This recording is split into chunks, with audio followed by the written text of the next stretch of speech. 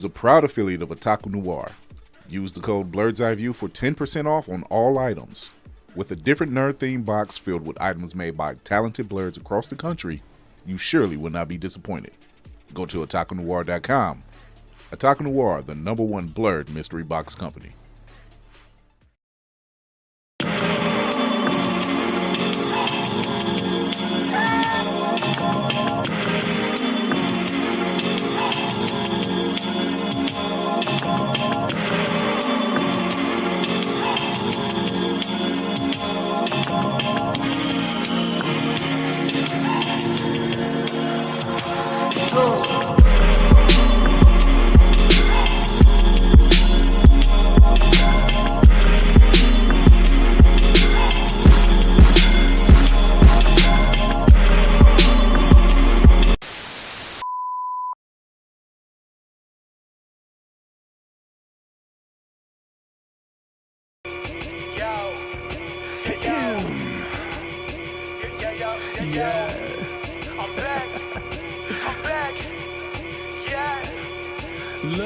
Crazy ain't the great nerdcore rap guy. Got into a dual fate and I just pulled a trap card. Third-rate rappers with a fourth-rate catalog. Destined for the shot round, y'all should never act hard. Flow is so insidious that I need an apprentice type. Master with the force, peep the context of my sentence, right? Phantom like the Sithis, just don't ask me what my pen is like. They know that I'm the menace, who you kidding? Bitch, I'm Dennis like. Sweet to drive, high-headed, rhymes are surely cold. Tested, you can never twist my metal like the jury goes. So I ain't never mad when I push it to the max. I got Chris riding with me, about to turn this bitch to Fury Road. Since animated, I won the crew congratulated. Winners will provide protective cover like it's laminated. Damn, I made this 16 like a guillotine. It's fascinating. If you think that you're ahead, you get decapitated. All that aside, I ain't merely here to rap words. I'm here to tell you who representing for the black nerds. And to remind you, neither one of these are bad words. Biggest living mirrors, they just choose to see it backwards. Who be the leaders of discussion when a topic trends? Dissections got the culture under microscopic lens. Who got the type that you can miss it from the start and make you feel like an expert on the subject by the time it ends? Check the stat, Louis, viewership is mad nice. All these other shows don't seem to cut it, that's a bad slice. Off the books with unscripted drills you can't write. No vampires, but these interviews on Anne Rice. Yeah, this is the best part. Rhymes on Mandalorian, Independence made a best score. Starting a war with these stars, you won't get far. This is the way you play a game of life or Death Star. So far removed from the drama, we don't know this harm, but won't hesitate to shed a light like a Patronus charm. With mischief managed, troubles at a disadvantage. Must be something in the water, dip your toe because you know it's warm. Where can you find another show with such a fine cast? And if you try to box them in, they playing Minecraft. And basically to sum it up like you define math, this crew's the best and it figures like a line graph. I'm every band like the words I do. Level-headed, you don't have to have absurd IQs. They know you can relate because they're nerds like you. With their help, you'll see the world from a blur's eye view. Yeah. You are now tuned in to Blerd's Eye View. And without further ado, we out. Yeah.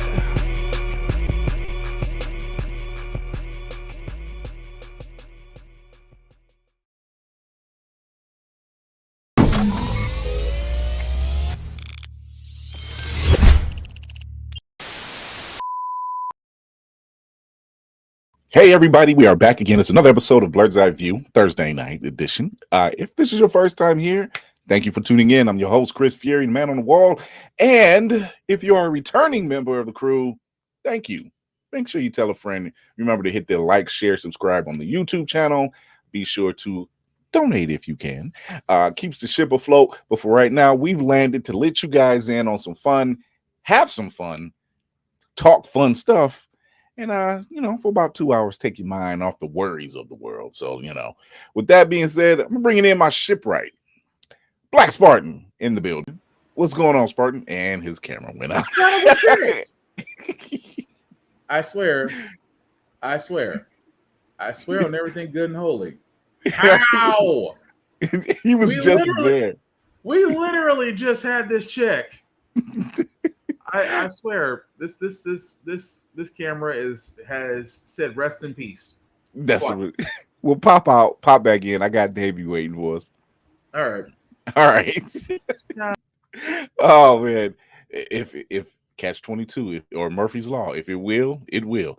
Our very own Shepherd Book, the man of the cloth, the man of the people, Navy Montel. What's happening? What's going on, man? How you doing? All right, all right, all right. How do I sound? You sound great. I've had to make some technological changes today. Let me tell you, it's been that day. So look, I've been on. Shout out to Josh Evans over at Talk Story to Me. I had to record some lines for him before the show, so I had to get that out the way. I wouldn't know. He hasn't reached out to me at all again. I thought you did. I thought you did something project. I did one project. That was it. I'm just. Oh, I was just thinking about him, and he had hit me up last night, and he's like, "I need to record 2 lines, re-record 2 lines," and I'm like, "No problem." I said, "I can have it to you either by tonight or tomorrow." And I said, "Oh, well, tonight left because it took forever to get everything uploaded." I said, "Well, we'll do it today." Oh my goodness. Yeah, let me tell you, just trying to record anything, especially now that my voice acting journey has started, is trying to find the right application that does not eat my pockets. Oh, it's the nature of the beast, the nature of the beast. So as you see by the bottom, welcome to Blerd's Eyeview. Feel free to chat with fellow nerds and blerds like us. Below, like and subscribe, stay notified, and super chats are appreciated. So help keep the stream going. We're live Tuesdays and Thursdays, and we have clips Mondays, Wednesdays, and Fridays. So we are ready to go. And we're cool every day.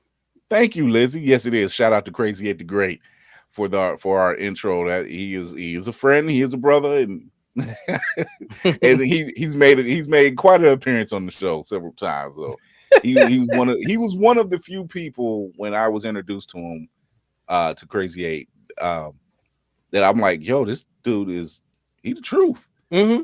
And he's been living in Cleveland all this time. Hidden treasures, man. Hidden treasures. Yeah. You know how this works. So yeah, he's been on the thing.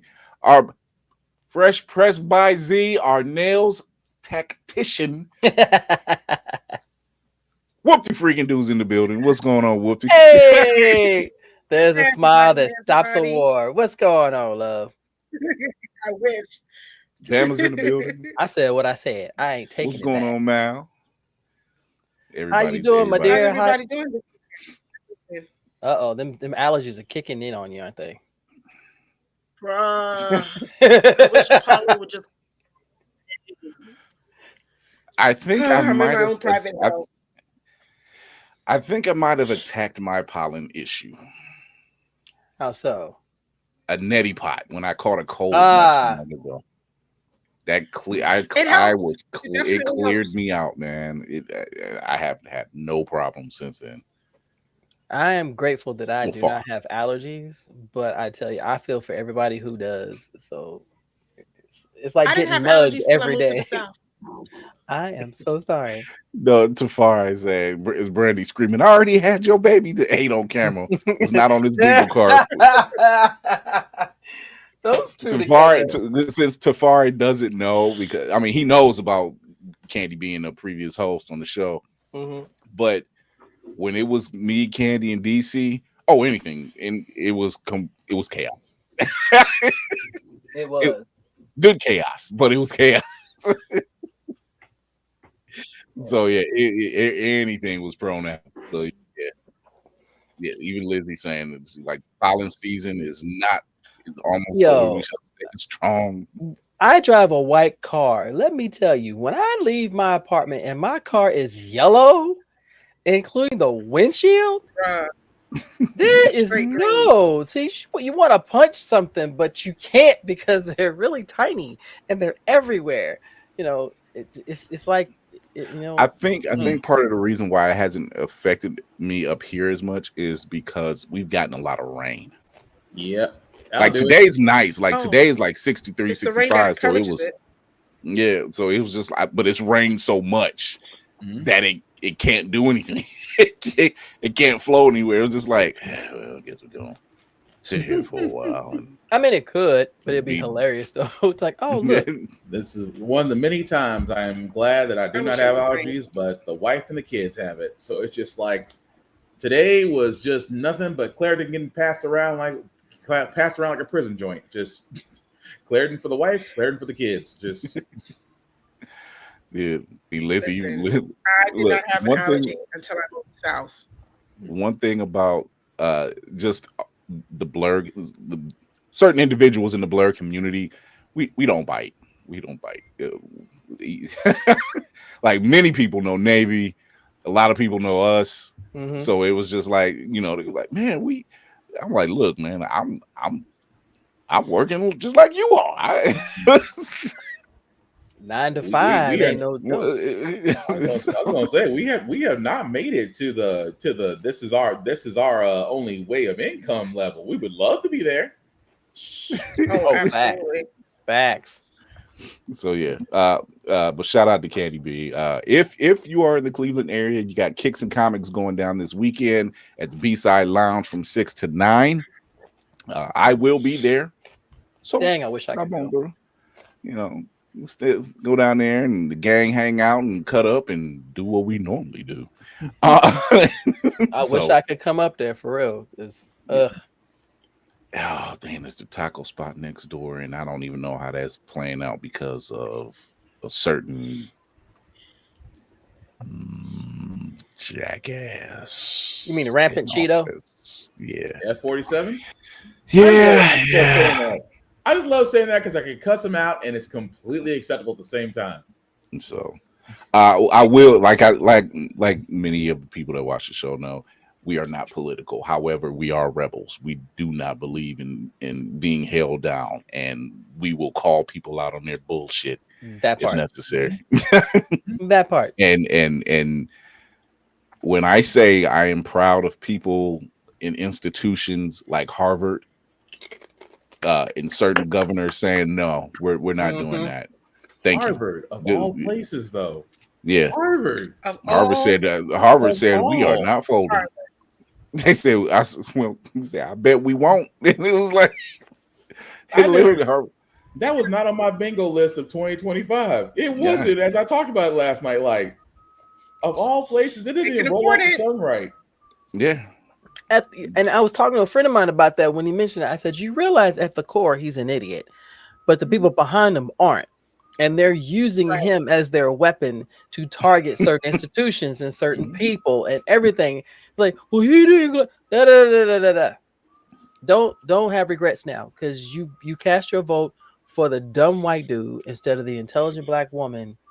Eat it, okay? Just eat it. I've never seen so many like people be so easily misled. You have reached the found out part. For real. So, the portion of the crew is here. I think we can. Where we at? We're not yet. We're about 15 minutes in. It's too early. Anyway, how's everybody's week been other than Spartan and his tech issues? It's just this camera. This camera will get a full-on burial once the new one shows up. I promise you that. Whoopty and her pollen issues. This weekend. Okay. I'm waiting in anticipation to go see Sinners tomorrow night. So, Oh yeah, that'll be me. I might take it. I'm about to. It feels good to go see a movie that I have really been waiting on for the past 2 years since its announcement, and the hype that's around it. That's the positive feedback that this is getting. Like, thank God. This is the type of content that's going to be on Blerd Station. That's BLERD, not BLURD. It's BLERD Station. It blows my mind. Sinners is an example of just sitting back, letting the process happen, let it do what it needs to do. We aren't rushing because you're hungry for it. You'll get it when you get it. It was released, and everybody's losing their mind. Ryan Coogler is not half-ass. No, God, no. This man. Said if I didn't know any better, and this is me. Coogler and Jordan are the Denzel and Spike Lee of this new. Stop! Not the Mo Better Blues, sir. Stop. Because Yes. they're this generation's Denzel and Spike Lee. Wow. That makes I sense. see that. I see it. Like, look at the projects they've been hitting on 10s every single time. At the same Nothing time, under 89. Let's just put it like that. And it's different genres that we're seeing. It's not just your typical, stereotypical. That's the best way I can put this. It's not your stereotypical hood stories that we're used to. So we are seeing his first movie was based on a true story, and that shook people to the core. Yeah. So, and this is why I said I go back to Tafari's review of what he said about Sinners, and he pulls the scene from Transformers with Tyree. Man, did you see if you can see this? I was like, if that is not, I said, look, I hope me and the wife can sneak away to go watch Sinners this weekend, because I want to see it. Because I'm just like, number one, it needs to be supported. Number two, it's Ryan Coogler. I mean, the guy, I want the guy to shine, and not to say he hasn't done well in the MCU. His movies have done well in the MCU, but I want him to shine away from it. Like, this is my, and he's done that, and he's done just that. Yeah, so that's why I'm looking forward to it. At the same time, I just want to know if it's just the question of, it's like after playing South of Midnight, then looking at Sinners, I'm like, are we just kind of? Is it kind of a? I'm not saying it's connected, but at the same time, it kind of feels like it's a little bit connected. Yeah, it feels a little bit connected. I like what he's doing. Just an inch. I like what he's doing. His work has consistently shined. Him, Jordan Peele, these are the type of directors they have. This is what I love about, as you get older and you see as many films and television shows as we have, you start getting to a stage where you can appreciate why they tell a story a certain way, and they break it down to the most simplistic ways of understanding. And he says where he gets his influences from and everything else, and the processes. I still remember him talking about Black Panther, and he said just the way he wanted things set up, and from the wardrobe to the vibe. He said, he goes all in, and this is what you need. And there's other directors who are really good at that type of story, at that type of storytelling. You know, Jordan Peele, you need a sit down and watch several times, especially with that new movie he's doing with him, called Him, about football, and Marlon Wayans is part of it. Yeah, and even with that, I am so invested, because I'm like, everybody knows Marlon Wayans. He's one of the funniest out of the Wayans family. Yeah. And to see him, I've seen him in a serious role before, but this is going to be something different. And I think he's really just like, I want to get more. Even him playing the role of Will's dad on Fresh Prince of Bel-Air. Yeah. Just seeing him in that viewpoint, you're just, oh wow. You're just like, man, I'm like, yeah, what? Where is the Wayans movie studio at? Because y'all locked in too now. It was a living color. I mean, it wasn't really a studio, but let's be honest, Living Color was their studio. It was, if you really think about it. Yeah. So I enjoy. You're right, Mal. Jordan Peele and Ryan Coogler are modern visionaries and great storytellers, and that's what we need. It's okay, you know, you have your escapism with all the superhero films, you have your escapism with all your action films, you have your even magazine dreams. You have these stories that's being told, and you're just like, that's powerful. Also, like, it's powerful in a way. That also deserves a watch, but my God, I was not expecting that. Yeah, look, when you had Hellspawn saying, I had no desire to see it, I've been in that lifestyle. I've seen things. It seems like I have seen things So yeah, exactly. That's what I mean. Seeing him in Requiem for a Dream, exactly. Yeah, that's where I first seen him in a very serious role, and that was very early in his career. Right. So it shows you the level of flexibility he has as an actor. Yeah, he can pull these roles off to either end of the either extreme and still make it very entertaining. Right. Lady Mandalorians joined the chat. Speaking of entertaining, oh my god, hers was way better than mine. Hi, how are you? How is everybody doing? We're just talking about our visionary directors of the new generation and the Kuglers and the Jordan Peels and waiting for for now. I mean that door they're the standouts. They're definitely the standouts. That door is always open for other directors to come in. I mean, it's just like I hate to say it that we don't need Tubi directors, if that makes sense. If you're coming in, even Tyler Perry has been dabbled in trying to do something different outside his normal, and he's done it. You know, but once again, it's for a different crowd. I don't knock it. All I'm gonna say, what's wrong, Spartan? I'm gonna say is nope. You know you want to. Nope. Do it. Nope. Say it. ¿Qué tú es problema? Fine, fuck it. Y'all ask for this. It's the same doggone formula in every freaking movie. No. Wait, not every movie he's been in or directed. I'll put not this everyone. way. I'll name three things. The main universe of the Medea-verse. The Medea-verse, okay. Every movie has the same thing. Is it not one individual struggling to overcome something? Is it not always a religious background? And it's not always one song that's at least played 3 times in the movie? That's the Medea-verse.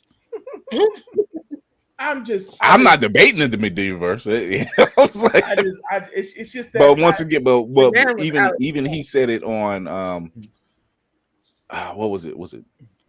I can't remember the TV show that he was on, but even he described it. He said, I don't really care about the mass audience. Right. I just care about the audience in which I've been serving all this time because they still come to see it. They still show support. But I'm like, hire other writers to write with you. No. I think that breaks. I would say this. I will say this.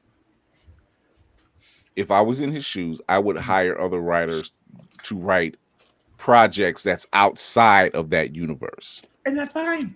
Just Lady Mandalore, can you say that word again? No. Because obviously, and I keep saying Medea-verse because that's what it is. That's what it is. That works. It does. That pulls in money. That's going to continue to pull in money. But if he's going to tell a story outside of that, you try to tell the story. You a different writer, or like what was that crazy? What was that story about that lady that decided to kill her husband after he left her, got rich, and then she just didn't let it go? My Last Marriage. No. I know what it. Yeah, Taraji P. Henson was in that. I can't remember the name of it. It starts with the A, and I can't. Acrimony. It was acrimony. There we go. Acrimony.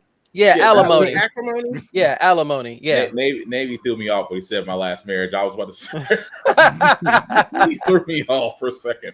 But I mean, but it was different. It was different. That I will give it different. And I'm not trying to throw shade on Tyler Perry. That man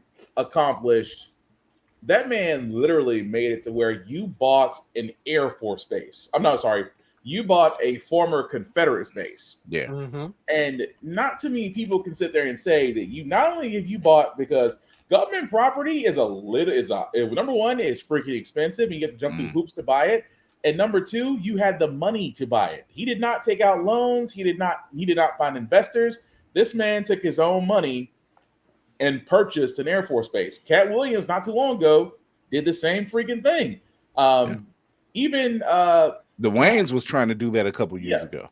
Buy an old army base. Yeah. Right. So I'm not knocking him to the point to where, you've made it to where you open the door for other films and other movies to be made.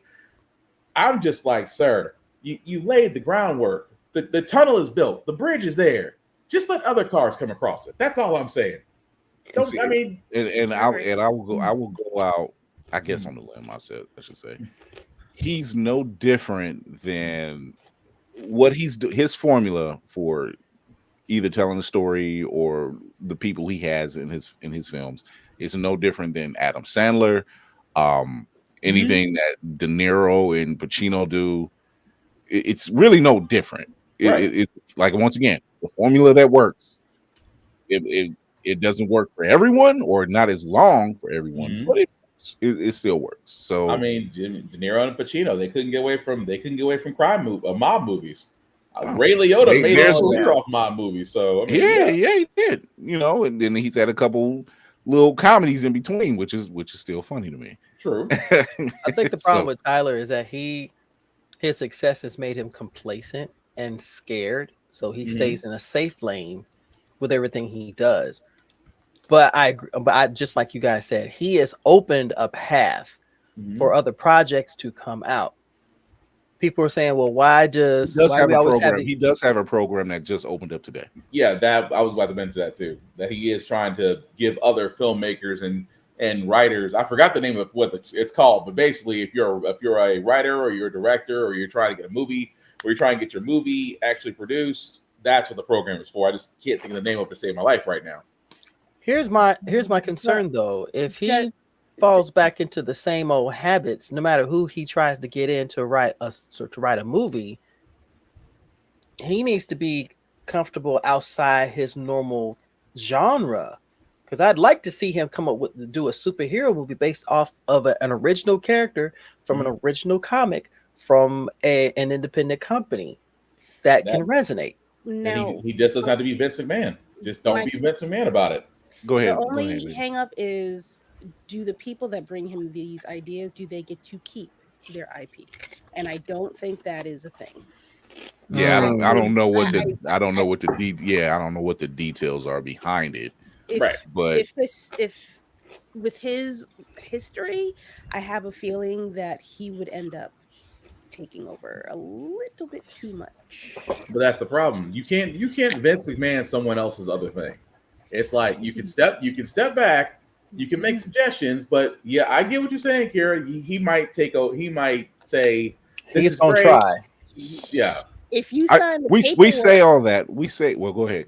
If you sign the paperwork to make that thing now yours, it's like, oh, you can play, but you can't do. I want you to do this, take out this, replace them with this, put this in, and now turn it a little bit sideways and insert stick here. That's when that's the documentation that feels which is why we also encourage all Blerd creatives that have projects to come sign up at Blerd Station. Hit the contact button at the top of that page, blerdstation.com. And you get to, guess what? You get to keep your IP. Thanks, Kira, for that visual. So, but I'm sure, like, he's been in other genre specific roles. He's been in sci-fi stuff. He's played Alex Cross at one point, so I think it's like Lady Mandalore said, unless we know what the details of this program he has going on, it doesn't help if they don't have the control of it. Right. You can have oversight, but to have control over it, you should have the final say. Like, right. Like, I don't know. It's like saying Knights of the Abyss got produced by Tyler Perry Studios. Just produce it. It looks great. You don't do anything but throw money at it. That's it. And shout out to Night of Abyss. Matter of fact, there's some other indie creatives I want to shout out. Shout out to Lloyd, to the team of Lloyd and Natasha Jones over at Midnight Comics of meeting another goal for their Kickstarter. Yeah. There you go. I knew you had it. She had it. So shout out to them. They've met their goal for the Gray. So you can actually go to the Kickstarter and you can get issue 1 and 2 and 3 coming up. Shout out to Next Step Comics. Pepper Piper Monster Hunter volumes 1 and 2 are currently available, and I believe they're working on 3 right now. Yes, that is correct. So shout out to Next Step Comics. They're working on that as well. So shout out to them. If you have not Red Pepper Piper Monster Hunter. It's the perfect blend of fantasy, fable, rock, emo, just alt dash of Buffy the Vampire Slayer, and all that in just one big ball. And I love it. Not afraid to take a chance, and that's what I really love about the story. It's not afraid to take a chance, and you react to it however you react. But it's been made, it's been printed, and it's incredible. And you will probably still read it. You get sucked. It is one of those books where you're like, "Ooh, what's next? Ooh, wait a minute." It's one of those books that we've all reread comics due to like however good it is or whatever the story is. But this is one of those books where you read it, you're rereading again because there's Easter eggs, there's like everywhere. Because you're like, wait, hold on, that happened. Let me go back. Let me go back because I missed something. So great. They're doing a great job over at Next Step Comics. Volume 3 coming soon. So go show your support to these people. Midnight Comics and Next Step Comics. Go show your support. Shout out to the team of Lloyd and Natasha Jones of Midnight Comics and Vashmere Valentine over in the team of Next Step Comics. Big ups. Thank you for what you're doing. Thank you for your support. And I'm sure they thank everyone out there for the same support. They always show love. I love it. They always show love. I just love to see companies grow. I just love to see Black companies grow. Little baby go walk. Little baby go walk. Little baby go walk. I want to shout out Ozzy As the Virus. Unfortunately, he's had to close down the clothing section of his empire, just because. And he did a show where he did a complete breakdown. And it makes sense. It was like the shirts don't make as much money as what he needs to pull in for that. Everything else is fine. So fine. In fact, I do have a canvas for a giveaway. That video will be up next week. Because Easter Sunday and Sinners tomorrow and businesses to take. Yeah, busy man. But you can still go. You can still go over to his website and get some of that sweet action. Virus Comics. He said pause. Virus Comic or virusclothing.com. Go show your support. Get some of that good stuff with your discount code Farewell15. But you can still get a lot of prints, cards, canvas. Yeah. That's that sleeper slumber party I have. It's right above me. I'm doing a giveaway for that. So go check that out. For our next segment, Blerd Origins. Everybody knows us. They watch us. They support us wherever they can. But I don't think they know our origin story. They just view us as the conglomerate of nerdy space pirates that have come together, and they know us in our separate entities. And at the same time, they don't know how we got here. Fair. It's just like a bunch of God's angels just came down and decided to, like, we're gonna bless you, not with just our presence, but with some of our expertise. So we were coming down, the angel said, hold on. It took a paintbrush. Yeah. Okay. Now you look good. Continue. Yeah. So I think it would be fair to just kind of do like a quick roundtable discussion and just kind of, I don't want to say quick, but quick roundtable discussion to just tell the people who's new here and to tell people who are returning members and just kind of came in, I guess, at the last bus stop, I guess. How did you get started? Where did it come from? How did you know? Who do you blame?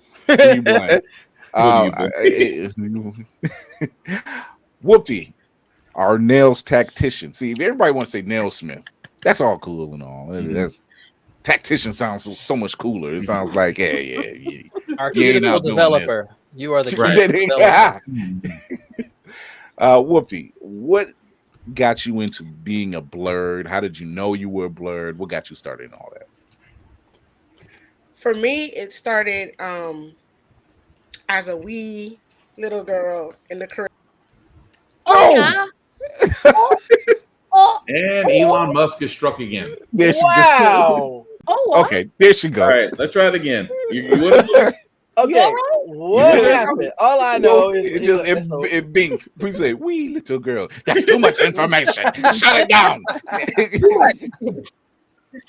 Yeah, it started for me as a small girl in the Caribbean. My aunt used to babysit me, and she had 9 boys, Woo.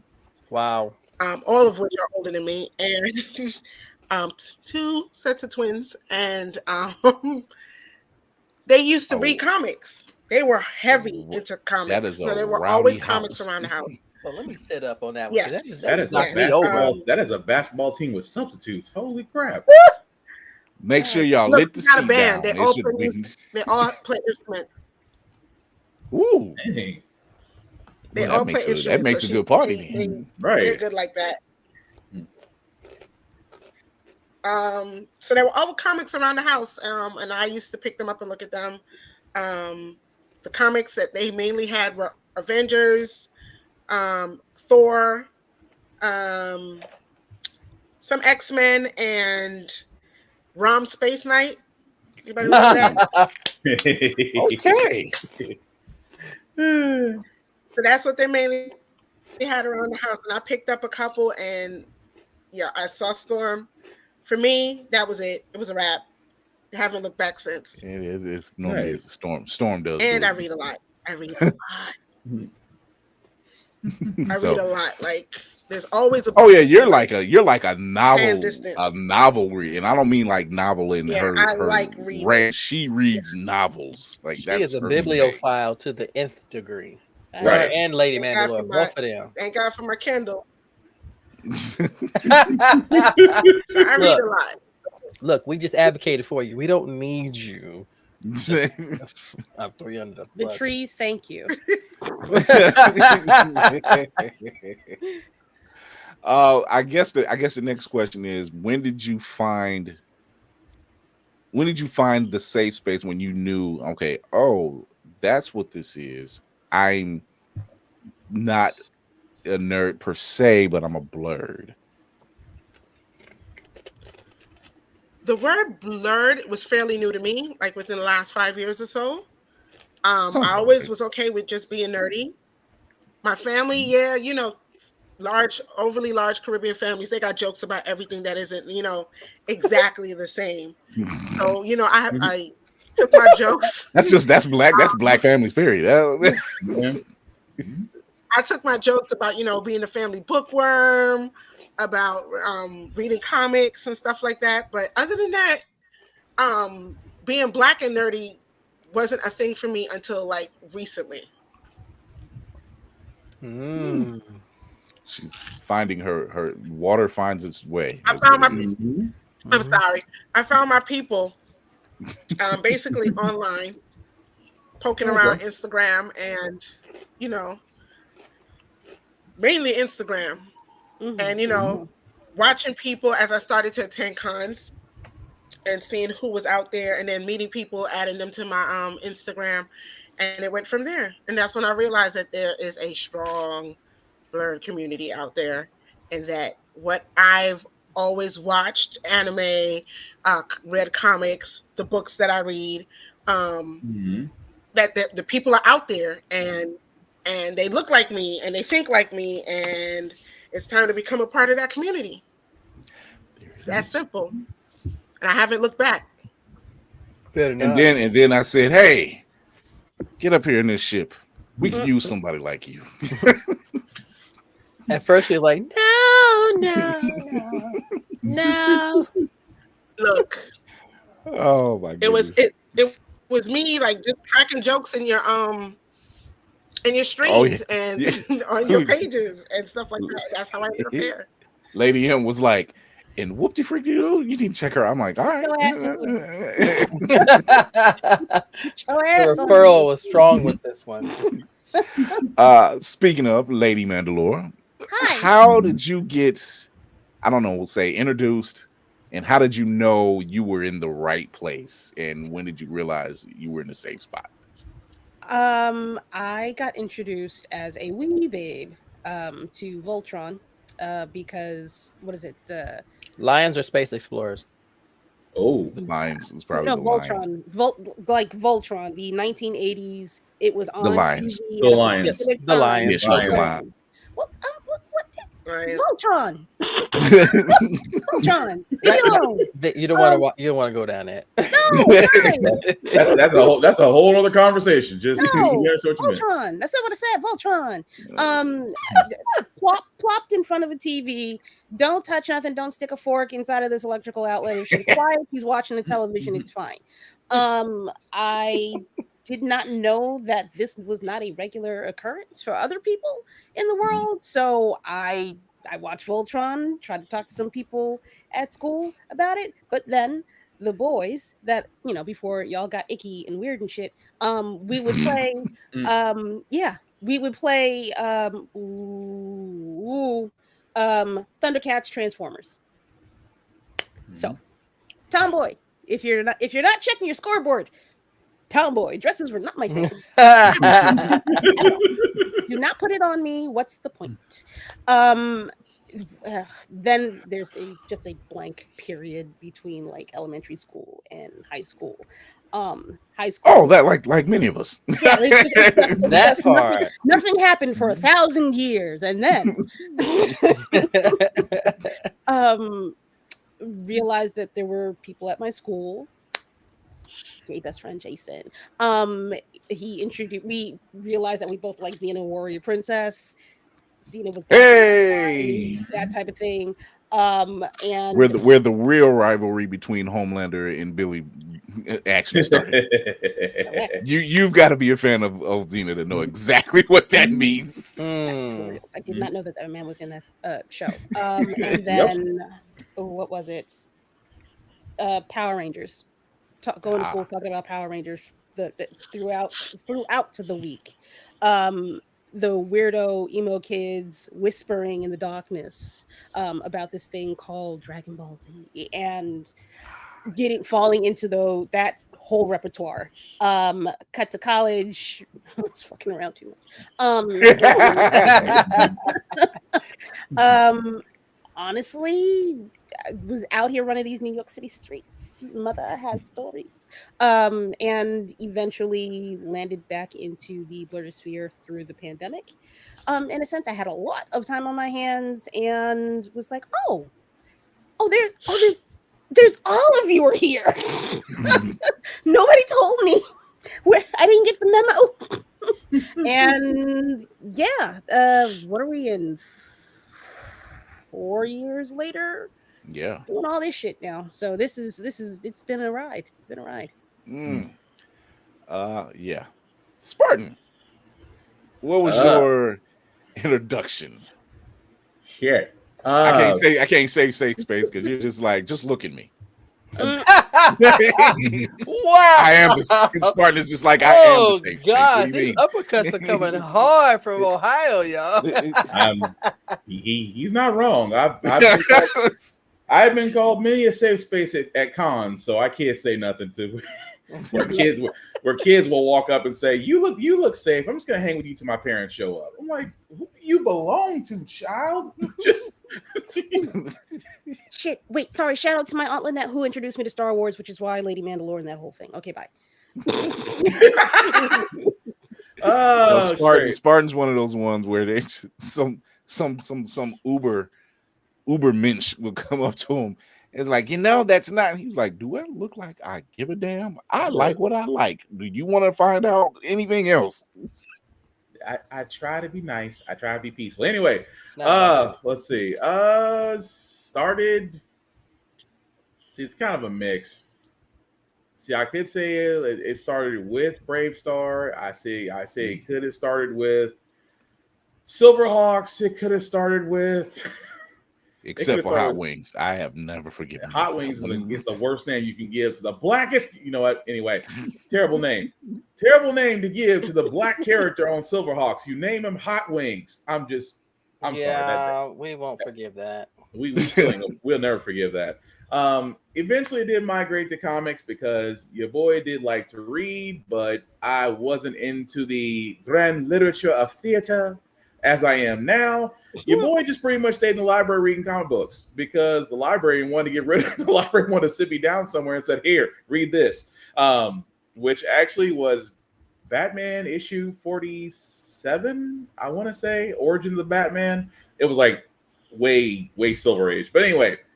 Got me introduced to Batman, and from there it was reading into the Justice League. Eventually, did get me into Marvel, reading Demon in a Bottle by Demon in a Bottle arc by Iron Man, and of course that led me into Image, and eventually Static, and eventually led me to Static. Eventually led me to Blood Syndicate. Eventually led me to Icon and Rocket, and from there, growing up, it was honestly cartoons. It was anime because at one point, all we really had was, how can I say this? Everybody had the CD guy, the CD DVR person or the cassette person in your neighborhood. I challenged mine because I'm like, bruh, can you find Ninja Scroll? Can you find, oh dear God! The seven deadly venoms, the seven deadly venoms of Shaolin. The 36. That was a hard film to find, man. You mean the five deadly venoms? 5 deadly venoms. 5 deadly venoms. He found it. That was a hard film to find at the time.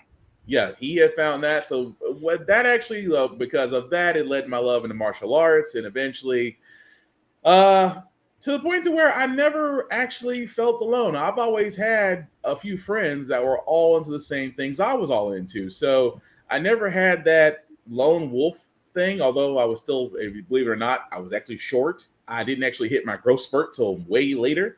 So a lot of people don't believe that when they see me. I'm like, no, imagine a very short, skinny kid that was just big in the comics, that was just big into certain television shows, and then video games came around, and then your boy just stayed in his room most of the time. I mean, I went outside for air eventually, but your boy was on the sticks. Your boy was nice with it for a little while, and thanks to my mom, which I'm not gonna blame her because we have E-series now.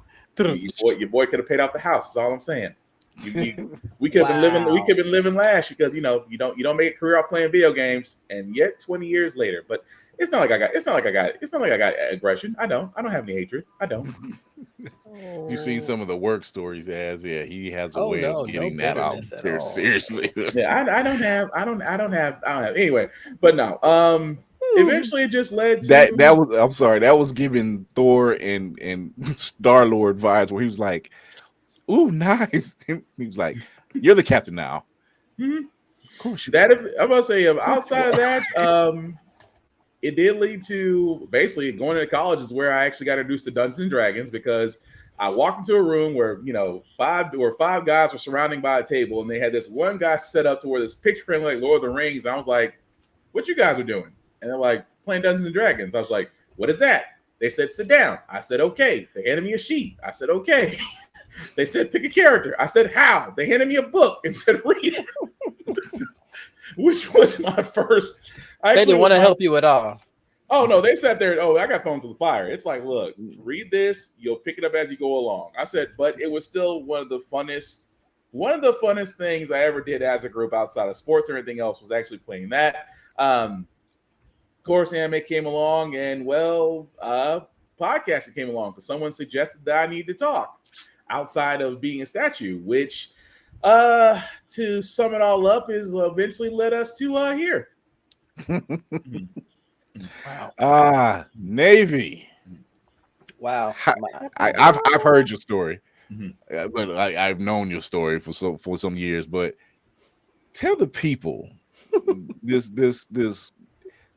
Navy is a very distinct way of how he came about everything. Does it have an epic intro? Yeah, we couldn't afford it on my budget. No, it was just everybody hummed. That's all we did. We all hummed the theme music to Schoolhouse Rock. That's pretty much where it started. Navy, we hummed the last time you started speaking. You didn't like it. See, that was a difference. Y'all were all off. all off rhythm. And it's like, oh my gosh, are you humming or are you grunting? I don't know what the hell. My journey started at 9 years old. I was a comic kid, and my first comic I actually stole. It was a Captain America number 47 out of the local drugstore, and my heart was beating like a drum. But when I got home, my grandmother's house, and I read that book, I was hooked. So much so, and I told Chris this story. I had a friend of mine named Brian. Brian's mother did not particularly care for people outside the house. And that Christmas, I got my Wilson basketball from my uncle. I don't play basketball. Sorry, I don't play. So I'm dribbling this thing and throwing it all over the place. And he comes out and he's got this massive cardboard box. I said, what is that? He says, these are comics. Trade you. So I traded my basketball for 300 comic books, and my love started from there. And literally to this day, that's still a sweet ass deal. I'm just saying. Right. My uncle didn't think so. My mother was like, Johnny, you know that boy don't like sports. What the hell's wrong with you? Ball costs $15. You got books in there that could be well over $1,000. So I'm just saying. So from there, it was Saturday morning cartoons, of course. Battle of the Planets, G-Force was my first introduction to anime. And we all know Saturday morning cartoons was our cathedral. So Schoolhouse Rock taught us better than the school system did, which was great. Still. To this very day, fuck y'all. I'm just a bill. I can tell that some certain people in this country have not seen Schoolhouse Rock in its shows. Y'all are missing. Never mind, because some of y'all are heathens if y'all are not part of this anyway. So my journey grew. I was a preacher's kid too, so that was a bit daunting because everything that I love, you couldn't bring into the church, which is fine. That's fine. My mother would sneak me comics, and then my dad would sneak me comics. God rest his soul. So as I got older, I got into cosplay because of a school project. My final project. Great books. We had to take on the persona of a character that someone that was dead. So I took my mother's best sheet. She's never forgiven me for that. Oh. I took some sprinkles of flour.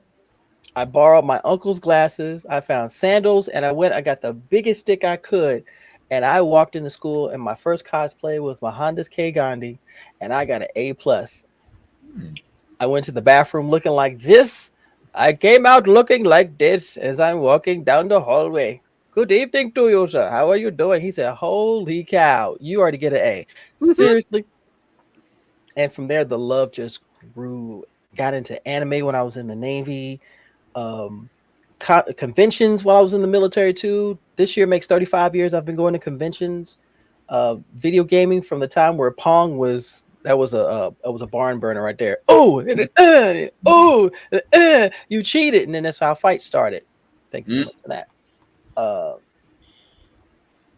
Then from there, I just blossomed and I bloomed and I discovered everything that I love. Everything behind me is a testament to what I loved, whether it's sci-fi, anime, Dungeons and Dragons, comics, board gaming, video gaming, you name it. And it just shows that when you love this, you embrace this. Did I have ops? Oh yeah, I married 2 of them. Trust me, I had ops. I did. And Wolfie is like Jesus. I'm sorry. I'm serious. It's no joke, y'all. I almost lost my comic collection because my ex-wife decided she was going to put everything in a storage unit, and she didn't pay for it. I had to contact the storage company to get my stuff. Went to my best friend. I said, you hold on to these motherfuckers until I call back for them. She said, I got you. 10 years later, she said, you want your comics? I want my comics. I came and got them, and they're here home. Damn. That last part almost gave me a heart attack. I'm not gonna lie. Note to self. I have been privy to that in a form, but it wasn't as. I'll get to that. So captain of the ship, as your shepherd book of this illustrious vessel, how, pray tell, did you become, as you are now, the blood captain yourself? Well, sit right down and I'll tell you a tale of a fateful trip. I need a drink.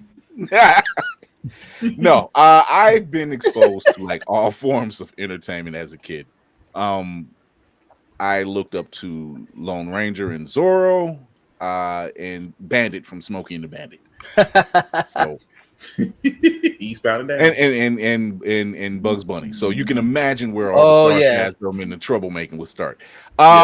So being exposed to all that stuff, and then Christopher Reeve Superman, and the first comic I received, I was about 7 or 8, and it was through my grandmother, who had took me to a secondhand store. She was getting secondhand store grandma stuff. I don't know. And I seen a pile of books on the table, and I didn't know some of the other characters because I've never seen them before, except for one, and it was Whatever Happened to the Man of Tomorrow. And it was Superman issue 423. The cover was just no good. The cover was no good. Like, it was tattered all to hell, but I wanted it.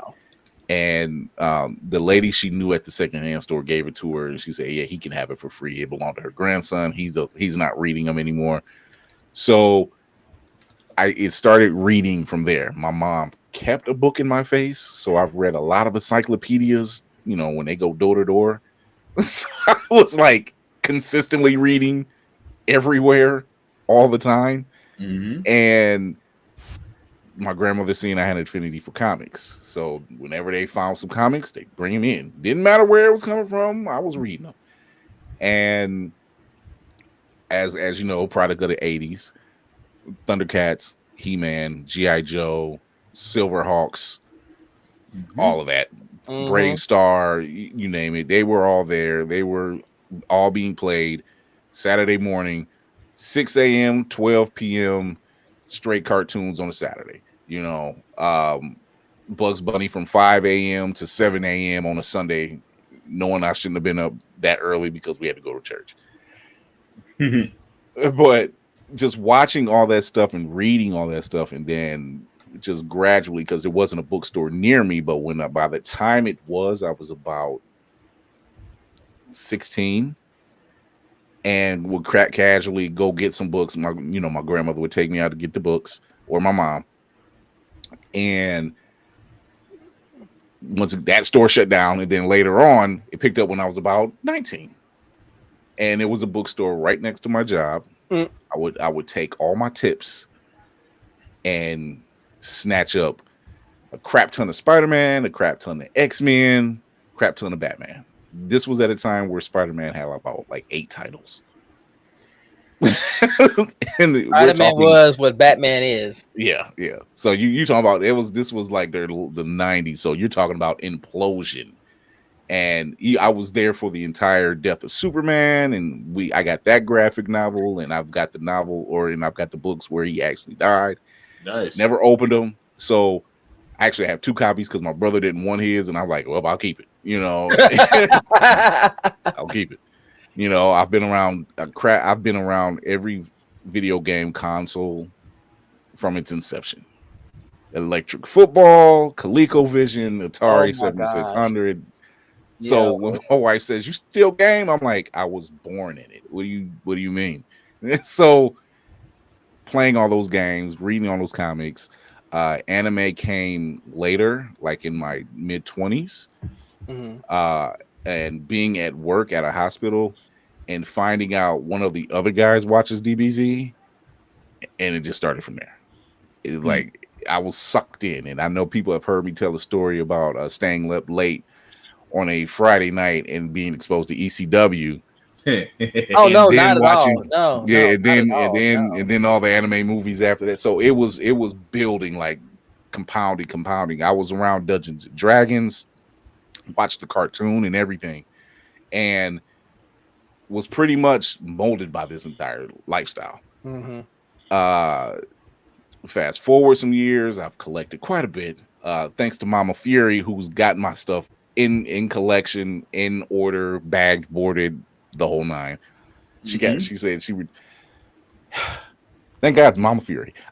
So she said she kept that first half of the collection, and stopped for a while because that store, the store I used to go to, that one shut down, which is why I say go and support your brick and mortar bookstores when you can, where you can. Shout out to Carolyn Johns here in Cleveland, or I should say in the Camps Corner area.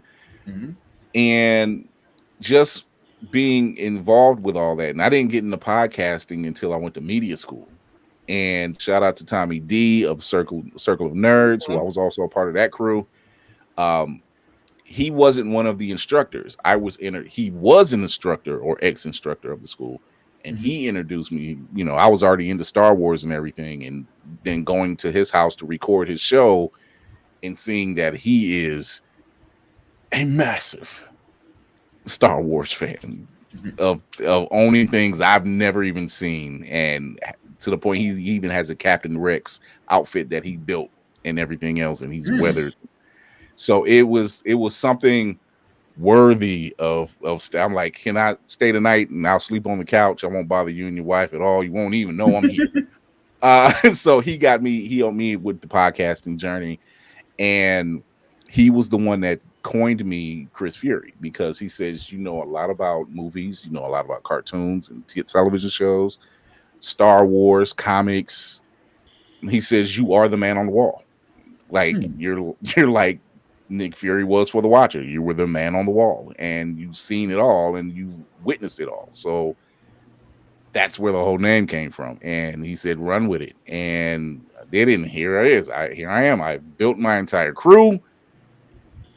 And there is one phrase I will never repeat in life due to its nature. And it's from Firefly. And it's from Wash, the pilot. So it's the final line he says. Oh, exactly. Oh, so I will never repeat that line. It's a cool line because but it's a connotation to it, and it's just like I'm afraid what's gonna happen after I finish that line. But it always starts off, I'm a leaf on the wind. Watch how and you just it's never like I've made road trips and almost said that line, killing time, and I'm like, yeah, I better not repeat that. That might be the time that the truck might shut down or something. I've been exposed to so much and still get exposed to so much, and every day. And you know, so when I see people online griping about stuff they know nothing about, and I feel like that one person is just like, actually, you're wrong. At least you're not the comic book guy from The Simpsons. Yeah, like I don't carry that. I hate to sound like that. I'm like, but it's true. You're wrong. Right. You'll see proof of that later on tonight. So Bama said, wait, it's not Fury. No, Fury is not my given name. It's not my birth name, I should say. Bama thought my name was Fury the whole time. I love it. I mean, that's what some people have known you as for the last 5 years. So that's a fair point. It's how I stay under the grid. Uncle Nick does it, and it works. So why not? Tafari, before we go to break, tell the people how you got started in the Blerd space and when you recognized it was a safe space. I mean, if it's just the Blerd origin story, that's more so recent. That was college, and that was more so an outside looking in type of thing. Because when you are black at a white college, and it's a religious school, and it's a mostly red leaning school, you're basically like a fish out of water. So they hit you with all the like weird and Oreo terms because it's like they don't know what box you fit in, and we're just like they didn't know they didn't know they made us like this. But it got to be around sophomore year. I went to go see what was it, Battle of Gods, and I'm like, yeah. That's when everyone kind of realized, oh, he doesn't give a shit what we think, clearly, because y'all keep asking me how it was. Then we get to junior year and Resurrection F came out, and everybody kept asking me like, well, where can I go see it if I'm interested? Then we get to senior year, and now Super is out, and everybody's asking me what bootleg site to use. But around senior year, and I've actually talked to him about this, that's kind of when RDC started to pop off. So here's Mark and here's Berlin, two different guys in my same age, in my same spot in life, who are also doing the same thing I am, which is like talking about this type of stuff. It's working for them. For me, not so much because of who I'm around, but just seeing two other people who were doing that and succeeding at it let me know I wasn't crazy and that there is other people like me, even if I have moved away from my hometown where it seemed like that's the only place where I found others like myself. I know that you're like a massive Sonic fan and a massive Looney Tunes fan. Yeah.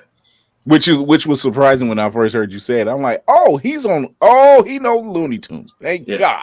Space Jam was the first bootleg I ever owned. I've watched that probably more than the actual legit DVDs I had. I don't know what it was. I think you had to like call the line or something and get it on your television. I just know like I see the number pop up and then the tape cuts to Space Jam for like an hour and a half, and then another movie I'm like, I don't know what my mom taped over, but this is sacred. And then my family owns a little piece of land over in the west side of Orlando that my great grandma built. So the house has been paid off for like generations, but whenever you're down and hurt, that house is where you go stay. So at one point, my Aunt Rose was staying over there, but my mom used to go to work early. So I'd get up at like 6 and up until like 8 when the bus would come, I'd stay at my Aunt Rose's house. But my cousins Carmen and Crystal were already in high school, so they would be gone. But they had a Sega in the living room. So that's how Sonic became like the first game I ever played, because that's what I would play waiting until I got on the bus in the morning in kindergarten. And then my dad had a buddy named JR, RIP. JR gave me my first Dreamcast. If anybody remembers the old DBZ tapes where they used to advertise the Z store, and it was just like this warehouse with all the imported stuff on it. Like when I would go to JR's house, he had every action figure, all in boxes, by the way. Nothing was open. Every action figure, every VHS, every DVD, just decorating his entire house. So, and that was like my first intro to Dragon Ball, because he had everything. See, people don't understand. By the way, I'm glad you mentioned Sega. The original Sega, still to this day ahead of its time. Mm-hmm. That special area where you had that card, that micro card. Oh, like there was the cartridge, and then there was a special spot that you had like a micro card that you. Yep. I'm like, no one else was doing this. No one. Alex Kidd in Miracle World. I gotta go dig mine. I gotta go dig mine out of my parents. I have two of them because one of my cousins in Texas, they had a house fire, but they somehow the Sega managed, and he sent it up to me. He's like, "You want it? Yeah, I want it." See, the Master System, yeah. With the 32X and the Sega CD, when you could actually play CDs off of it. Sonic 3 was like the first DLC that had like 50 attachments you could add to one cartridge. Mm-hmm. Jeez. And then we ain't even talking about the GameCube, which had wild attachments to it, like nobody knew about until much later. The GameCube was an alien artifact that somehow became popular. That's what that was. So yeah, that was one of my happiest things to stream when I was doing the marathon, because I was like, look, I still have the cable, so you can take the Chow out of Sonic Adventure or Sonic Advance in here. You can actually like put them on like steroids and max out their stats as babies, and then you can put them into the GameCube and win all the tournaments, and then they evolve with these stats that you gave them. But if you don't treat them right, then they don't come back, and that's the sad part. But if you had the hard drive with a network attachment, but the Japanese models, but you can get it. Yep. That's what I didn't understand. I was like, how's everybody getting Phantasy Star Online and these special Chow and Sonic? And then we realized, Japan gets stuff that we don't. Cool. Oh, they get all the cool stuff. To the very day, that is the main philosophy. They get shit we will never. But I will say this: they have a mech unit. Yep, literally. But this is the reason why you keep hole in the wall. You keep going to hole in the wall video game stores, because that's how I found out. The guy was like, "They're not blocking you. You just have to call and place an order." I said, "That's it. Yeah. Mm-hmm. Here's a number. Call an order. You'll get the part. Shipped to your house." Mm-hmm. And I was like, that's the best $50 I ever spent. I was like, just to have that, and you can literally play online on the GameCube. I was playing Smash. We were playing, I won't say it was just me. Me and my brothers were all playing Smash, but God knows who was playing at the time. But yeah, just little things like that. You wouldn't know unless you had hole-in-the-wall stores you can go to. Yeah, shout out to Gamers Inc. Orlando in Florida because they do raffles every now and then. So I won a modded GameCube, so it's got the region-free chip in it, which is how I can play like US and Japanese stuff on the same system. Mm-hmm. Before we go to break, I know when I started back up comic collecting, it was with my wife when we like our first year of marriage, and I seen X-Men, and that was when they were wearing black leather and everything else. And I'm like, this is Beast now? Let me I was in Walden Books. I'm like, oh, let me get this. And then I grabbed a couple, and my wife was getting her nails done. So when she seen me come out, she was like, wait, you read comics? And this is all I could say to her. You in danger, girl. And he found it. Really? Wow.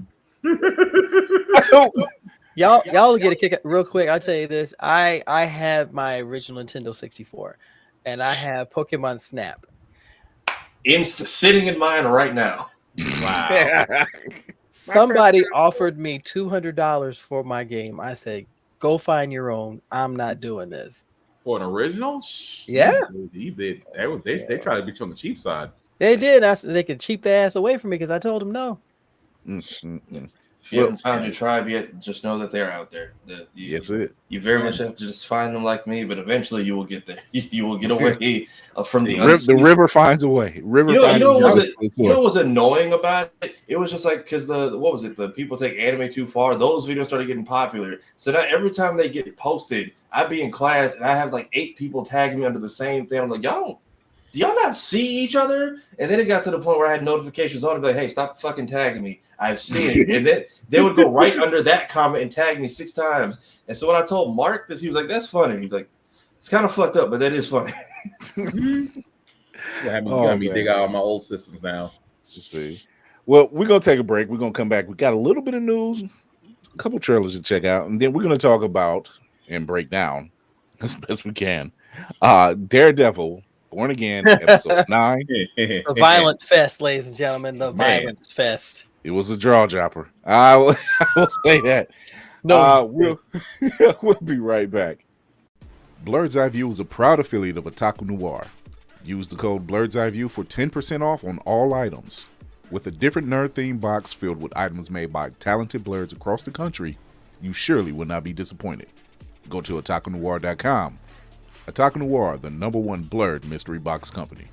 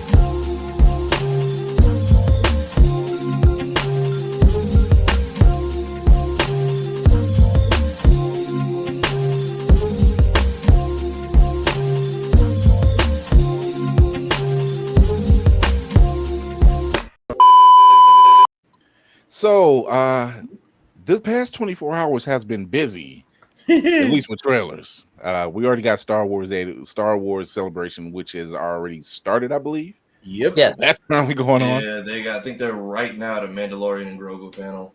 Yeah, so talk about fine timing. Are they streaming it on Twitch? No, I just see stories of people there. I don't think there's any live anything happening. Yeah, because I don't think it's being broadcast. I just barely saw a Star Wars game get mentioned, so it's probably just coming out in spurts. Wow. I think they're gonna stream this weekend. If I was gonna say because it's kind of early in the week, there's so to speak. like I think there's like a lot of like little panels, but it didn't start in, well, I guess it's already Friday there now, but Yeah. Yeah, so they it start should streaming be tomorrow. today. Day one streams tomorrow, and you can see it on YouTube as Right. well. Okay. So we'll be. Oh God, it's gonna be a busy weekend. All right, so let's get it going.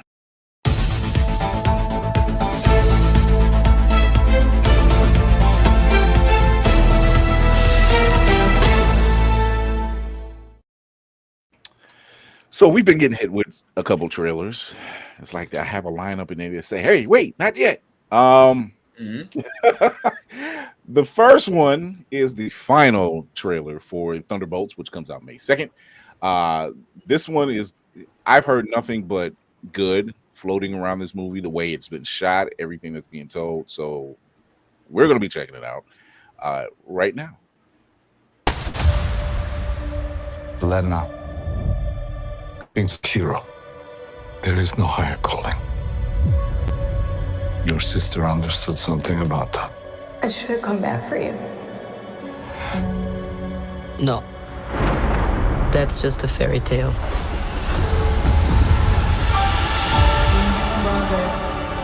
I was in high school when the Avengers came.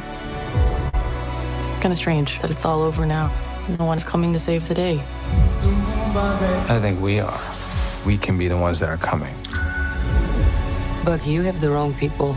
We have all done bad things. Look, I've been where you are. The past doesn't go away. So you can either live with it forever, or you can do something about it. I am a void. Look what you unleashed. You can't outrun the emptiness. We can't do this. No one here is a hero. We all have things that we regret. But I have so many.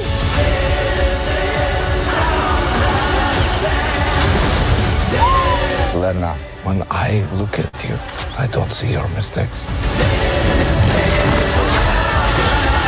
That's why we need each other. We can't stop him alone. No one can. But we can find a way. Together. Marvel Studios Thunderbolts. Under pressure. Well, Ding, ding, ding, ding, ding. this looks interesting. The whole relationship between Yelena, Red Guardian, this is going to be deep. Yep. The actress thing still bothers me though, but Is that a symbol for something? It feels like it's not an asterisk anymore. They keep saying it's going to get revealed, or I wouldn't be surprised if we get like a title change at the end credits saying Dark Avengers or right. Yes, like they keep saying, like they've been asking about this asterisk. They will not reveal it. That's the same like Tafar said. They are not revealing this until this movie drops. So I don't know what's going on. I was already intrigued. If people don't know me now, I know I'm a Marvel lord. You know, so but and I love Yelena's portrayal as the next Widow. Red Guardians. This is a redemption movie for real. Yeah. This is because even U.S. Agent, who we could not stand during the Captain America and Winter Soldier television show, is like, I messed up. I messed up. but like you said, it's all redemption. Maybe you're muted. Go ahead, Lady Monroe. He's being more of a thunder cunt instead of a thunderbolt. Damn, I unmuted at the right time. That timing was impeccable. No, but So- I was thinking about the asterisks, and there are 5 members of the Thunderbolts. Yep. And the asterisk is a 5 point 5 points. 5 point star. So New Avengers, perhaps, because if you look at the meeting table that the Avengers sat at, it had 5 seats. Yep. We I can mean, call ourselves they keep saying whether it's Thunderbolts or whether it's any other Marvel they've been saying the Avengers aren't around anymore. Yep. They are after Tony and after Cap. Thor's in the wind. I mean, but he'll be back. Obviously, he'll be back. But they're in the wind right now. What if this is a new Avengers movie? Come again? What if this is a new Avengers movie? And then they're hiding it behind the asterisk? Yeah. The scenes that we're seeing are extremely fucking limited. We keep seeing only those scenes. They haven't really given us anything else. They've even mentioned Taskmaster in the beginning of this whole thing, and then all of a sudden you stop hearing about Taskmaster. Pretty much. You just don't see her on screen anymore. That poor bomb surviving child. Right. Damn. So yeah, it's I mean, I was, like I said, it's already on board. I'm curious about that asterisk. I'm liking this redemption story. Seeing Yelena seeing her broken. That's what it is. It's because we had, outside of her losing Natasha, we haven't really seen her break. Right. She hasn't grieved for her sister. No. Really. Yeah. Not like she's wanted to. Even when we seen her at the gravesite, she was being interrupted then. Or even the family that she had, because she was the youngest one of that 4-family unit. And she was snatched out of it when, she was probably forming her strongest bonds. Yeah. And she was willing to sacrifice herself in the Black Widow movie to save the rest of them. So she's invested. She was invested with them as a family unit. And this could be her replacement family. Yeah. Like, she's looking at, even with Red Guardian, he's really taken on that father role. He did then. Despite how everything looked, he still viewed Natasha and Yelena. Those were his daughters. Yep. But the way Yelena she did not take that death like she should have. She didn't take it well. She didn't have time to grieve. Right. When we see her at the end of Black Widow, she's at the gravesite, and the Contessa comes up and she's like, this is my off day. It's like, you came and tracked this woman down when she's grieving to come do a job. Screams a lot at her time. Valentina, whatever her name is, she don't care. Bama might be onto something. I can see Dark Avengers because it makes sense. Definitely not the Invaders, though. No, I would go with Secret Avengers. I feel like we could see Sam making a cameo in here, same way Bucky did for his movie. Maybe trying to pull one or two of them up. I can see that. Resorting to saying, no, we stay as a team over here for who knows what, but if you need us, something Avengers-esque. If you know what you need us, you know where to call us, something like that. Because there's only so much Bucky can do. He's a politician now. Right. I'm curious how long that lasts after this movie. Yeah. Well, if it follows, I won't say that because they might not follow the comics. It might not follow the new Thunderbolts. So let me not say that.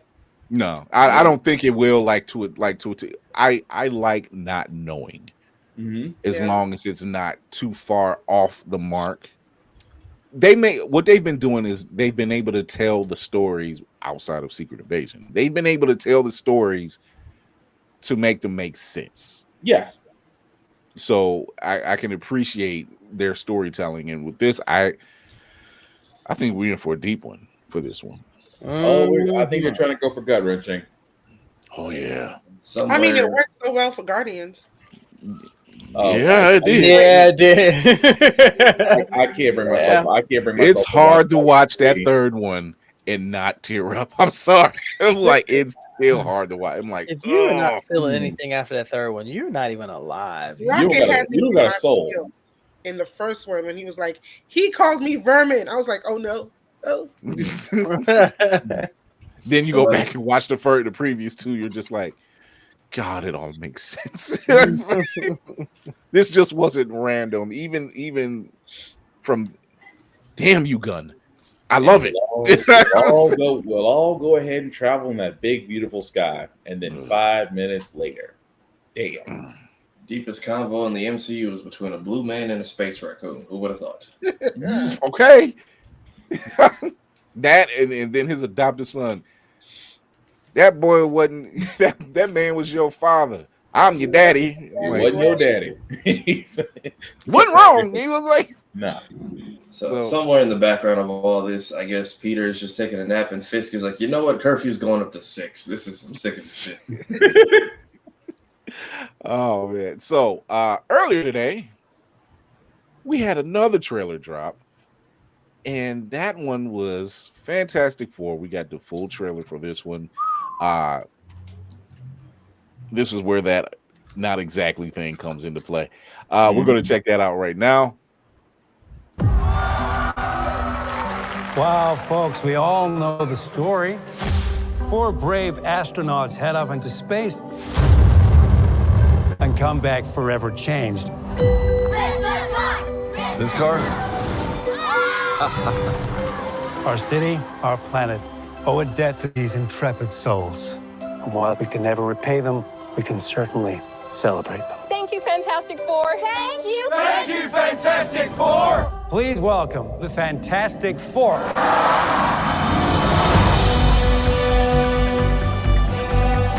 Herbie, how's that sauce looking? Okay. That is fantastic. You're late. What do you mean? What do you mean, what do I mean? You're late for dinner. Yes, we are. You late? I just said that. Are you pregnant? What? You're gonna be the best mom in the world. And you are gonna be the best dad. Just kidding. You are out of your depth. We are gonna be the best uncles ever. We can do this. Nothing is going to change.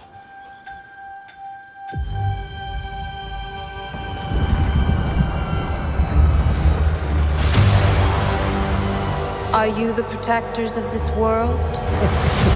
Yes, we are. Your planet is now marked for death.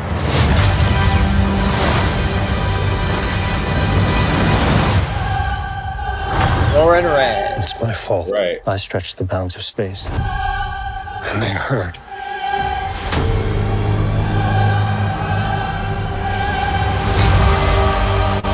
Are we safe? I don't know. There's not enough time.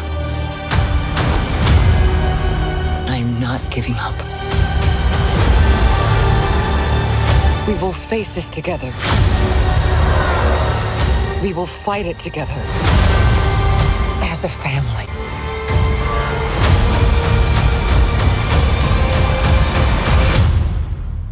Has to be us.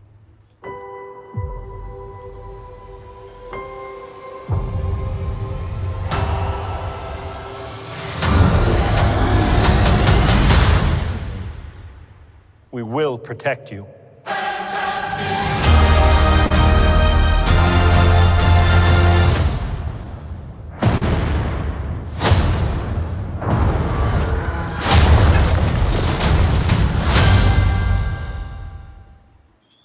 Well, we know what that is. So you've got an entertainment portion of the show. Mhm.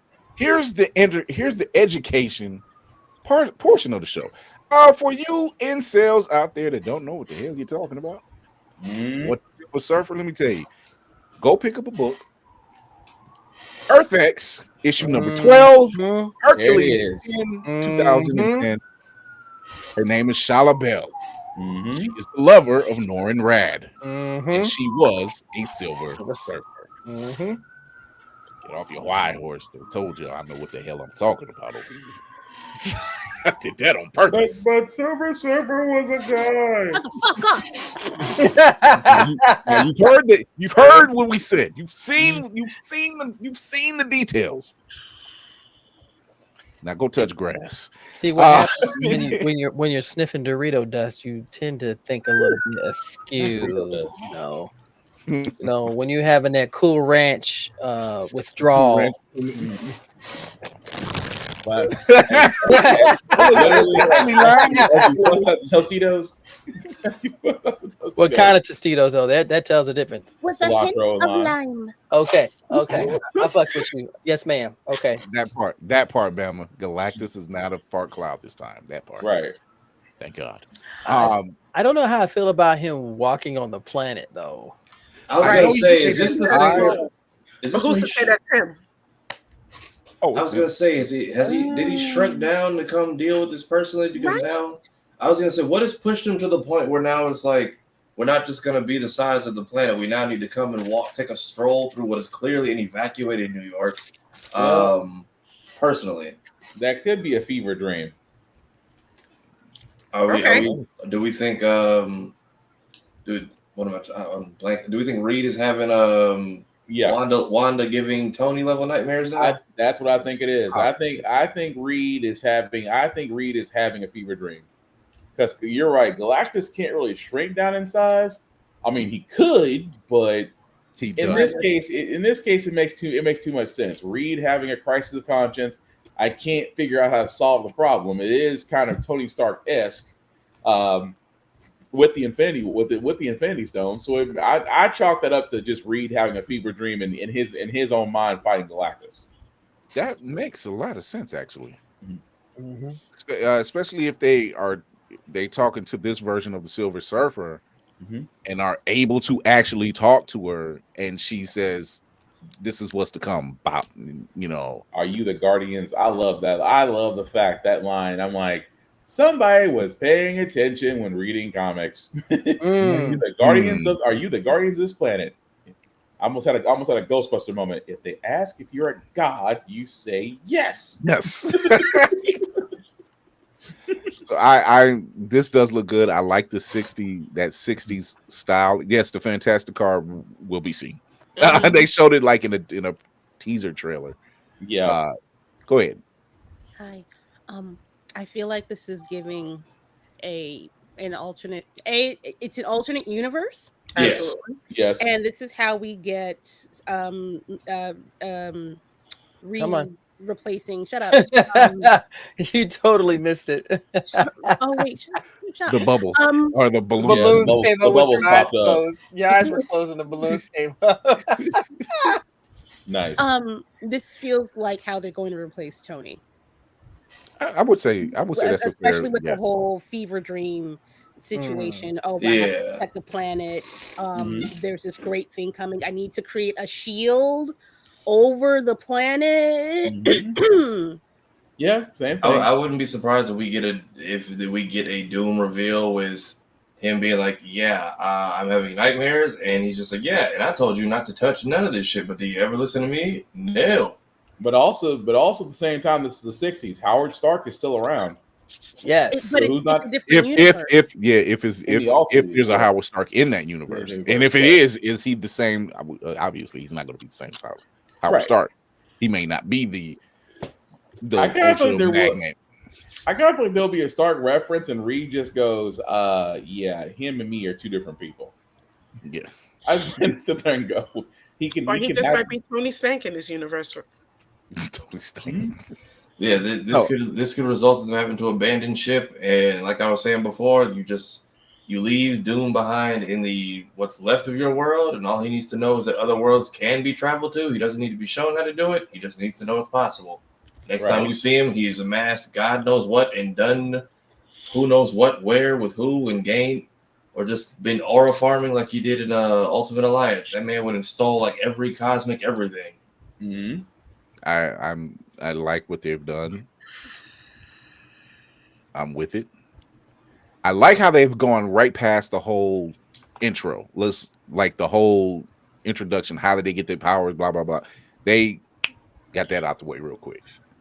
Yeah, it's like the television show host, the TV show host. He kind of does a quick run through. So it's not necessary to say, hey, let's retell this story again. And like, no, it's like Spider-Man, it's like Batman, it's like Super. We know these stories. Mm-hmm. Like they've been around long enough they just kind of know this story. Yeah, the fact that the thing is now like a public figure amongst kids this time around versus just publicly despised because of how he looks. Right. Yeah. Yes, Kira, with your revelation. The timey-wimey loopy thingy that happened in the Marvels movie. Ah, yes. Is this ripple is still rippling, correct? Is that a thing? I would think that there have been some form of after effects from what Monica was trying to close. They closed it, but technically it can be caused elsewhere.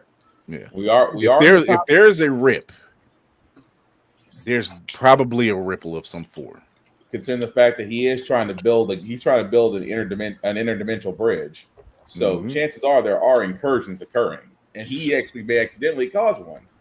Or Strange is out dealing with an incursion. Monica has ripped Monica didn't rip the hole in the universe, but a hole was ripped. Yep. Loki has been dealing with some things. What you got, Kira? I feel like this is all going to happen at the same time, and when Monica closes that hole, that's when they come over to our side. I can see that. That's a possibility. I also feel like maybe Galactus has other plans. Maybe the fact that he was able to send a signal out, maybe he needs Reed personally for something possible. And that could be why he's making this such a personal mission. Yep.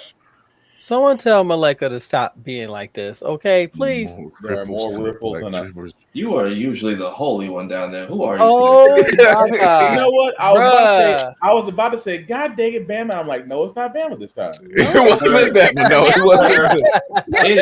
It was bad. It is almost. We are on the dawn of Easter Sunday. Come on now. That's the perfect time to do it. Don't that and what? So you said enjoy. Rev is saying enjoy Good Friday, but pay extra tithes on Sunday. No, right. Mal just gave up holding back for Lent. He didn't. I've never. Wow. I think we are getting an Ultimate Alliance level set up with at least kind of everybody was just hanging out at Stark Tower in that game. I think it's going to be that, but just we have cross gateways to get to who we need to. Yeah, I believe because they never really cracked the secret of Kamala's bangles. Right. So they don't know the full. They don't know the full. Didn't they try to link Kamala's bangles and the 10 rings as saying they're both? Then there's that. There's that. That they're connected. Yeah. Yeah. Can we get a call back to that, please? So there's a lot. And I think that's where the patient part of everything is playing out. They're just like, no, these things have literally been dropped, and you forgot about them. But these things have been. There's the things in Shang-Chi. There's the things with Kamala's bangles. There's the hole that got ripped that Monica had to close. There's Loki trying to tie everything together. And then Photon, I think, has the same bangles in the end credits scene. Or not. Or her mom. Her mom has it. Yeah, her mom. Her mom has it. Yeah. So there's things are there's strange in the incursion. Who's to say that? And then Reed trying to find a way to build an interdimensional bridge. Who's to say, like Kira said, who's to say that these moments are literally the thing that kicks everything off? It's almost as if the Watcher's just sitting there the Watcher's like, just stop, all of you. Just stop, all of you. And that's what y'all were talking about, the What If series too. Yeah. So he's like, oh dear, not again. Imagine all this. What if all this is going on as they're having that big clash on Strange's Supreme's universe? It's like, well, we would have been paying attention, but we had like some internal issues to deal with. We had to clear it out. We had a problem at HR, so we had to take care of that. Wow. Do some restructuring. Yeah, so restructuring. I mean, might as well be. So yeah. They said there is one more trailer to drop. Really? I feel like we've seen enough. Right. No, not in their eyes. Not in their eyes. They're not. They I mean, I look after seeing like Sinners. I appreciate. No, not for Fantastic Four. They said. Oh, okay. I was gonna say like I feel like y'all giving me enough without telling me anything, and that's great. Yeah, because it's getting ready to be a heavy month, heavy summer. Right. Super Jurassic 4. I feel sorry for Jurassic 4 right now. Ain't nobody going to see that movie. No, people will go see it, but it's going to be like, what does your wallet want to say? I think those three will be fine. Smurfs, you need to just pick like next year. Stop it. Right. Smurf needs to redo their. The battle will be held on the rubble that is now Smurf Village. No, the Smurfs need to be thrown into the sun. That's what that needs to happen. Rihanna, until you give us that fucking album, baby, everything you touch gonna fail. Well, according to Queen Riri, she said she might have another kid. She's just trying to enjoy her man right now. I'm like, well, I ain't mad at you. Go ahead. Hear her singing though. How about a round of applause? Especially after she dropped this new lingerie Fenty. She said that photo shoot she just did, and I'm like, I see why he's going to give you another kid. She said Fenty is doing well, and ASAP ain't saying nothing. He done beat that case, and never mind. Let me trade. No, he did. He beat that case, and he shut up. He did exactly. Yeah. Look, you saw exactly where I was going with that. That's where you was going, bro. You beat the case, and you go be black and happy and quiet about it. There's nothing wrong with that. Let's go that route because it was every Caribbean auntie she has in her family is clapping it up for her. Ooh. By the way, Lady Mandalore, Star Wars Celebration is currently streaming right now. I know it is. That's why I said I think it's starting tonight. Yep, Hayden Christensen is now talking on the stage first. Speaking of which, I think that's actually at the theaters this weekend as well. Yeah. Return of Revenge of the Sith. Yeah. Is it this weekend? Revenge of the Sith. Is it 22nd? That's out. That's gonna be what the rerun. That's next month. Oh, okay. I don't know how they got their hands on that footage of Hayden this early, but someone's getting shot. Again, all I got to say is all these leaks, and yet the Warner Brothers vault still remains the most guarded secret in all of movie studios. Release Batgirl. Thank you. He whispered it. Y'all got the same people that got employed by GTA 6 to take out snipers sitting on that vault. Oh, never mind. Apparently, that's where they spent all the money. Okay, so apparently it's going to start April 25th. Revenge of the Sith is running. Okay. I don't know how long it's running. So we got 8 days, 1 week. Yep, it's running for a week and some change. I think up until like the anniversary of the actual film. Hayden does like a special presentation at the beginning. Yeah, somebody leaked that. That much I saw. Tickets are on sale already though. Well, though, it's nice to see that man getting his flowers. Him and Ahmed, and I shout out to Ahmed because again, I'm just starting my run on South of Midnight. Two-Toe Tom needs to be a suit. How dare y'all try to heal a gator? That gator should be a suit, a belt. I should be having gator fritters with some catfish right now. I'm sorry. Anyway, South of Midnight, go enjoy it. It's fun. Oh my god! So, if you've been living under a rock. Daredevil Born Again episode 9 dropped this past Tuesday. Unbelievable. Unbelievable. Is it safe to say good cinema at this point? Yes. Blood is slippery, ladies and gentlemen. If you were worried, for those naysayers who were worried about how Daredevil will be treated now that Disney controls pretty much all the properties that they under the Marvel umbrella, you don't have to worry. At all. This season has proven you wrong. They did not miss a beat. John Barenthal's Punisher, I'm going to go on a limb and say it. He is the best version of Punisher I have seen to date. Shout out to whoever. It used to be Thomas Jane. Whoever sold John Burton all those comics and sat there and said, "Don't F this up." You deserve a productional credit somewhere. There spoilers ahead. This is happening. There's a lot. I've said it before that Daredevil, even in comics, there's always this crisis of identity. There's crisis of morality. the relationship between Matt and Frank, I'm like, I could go more. I can go for more of this. Mhm. It's like it's volatile, but they hold each other accountable to a certain degree. I was like, Frank knows Matt won't go over the edge, But can't we say Frank was right? but Frank was right. Frank was He right. said, "Go ahead. He's right there. Do it. He's the one. That's the one you were looking for, right? Go ahead, do it. You want me here? I'll do it for you. Bye, bye, bye." He said, "You just don't have any kind of decorum. You won't hold back at all." I'm like, no, why should? See what these people trying to do to you, Right. to the city, to everyone. No, why would I hold back? No. No. This entire season has been really, really good. Their cinematography. There's a scene near the end of the episode. Well, close, not is where he's in the bar, where Matt is in the bar. And when Matt is in the bar, and he's in Josie's, and he's talking about he needs an army. There is a shot because the windows are pretty much covered up with newspaper, but if you look at the newspaper, there's articles about Wilson Fisk and all this other stuff, and Matt is like in the one opening of that shot of the inside of the bar. I'm like, that's a cool shot. Yeah, You know, that was I'll a very be- good looking shot. I would say this as well, and again, this is not. I did not find this. People that got eagle eyes decided to look at it. They found certain names that were in the newspaper surrounding Daredevil.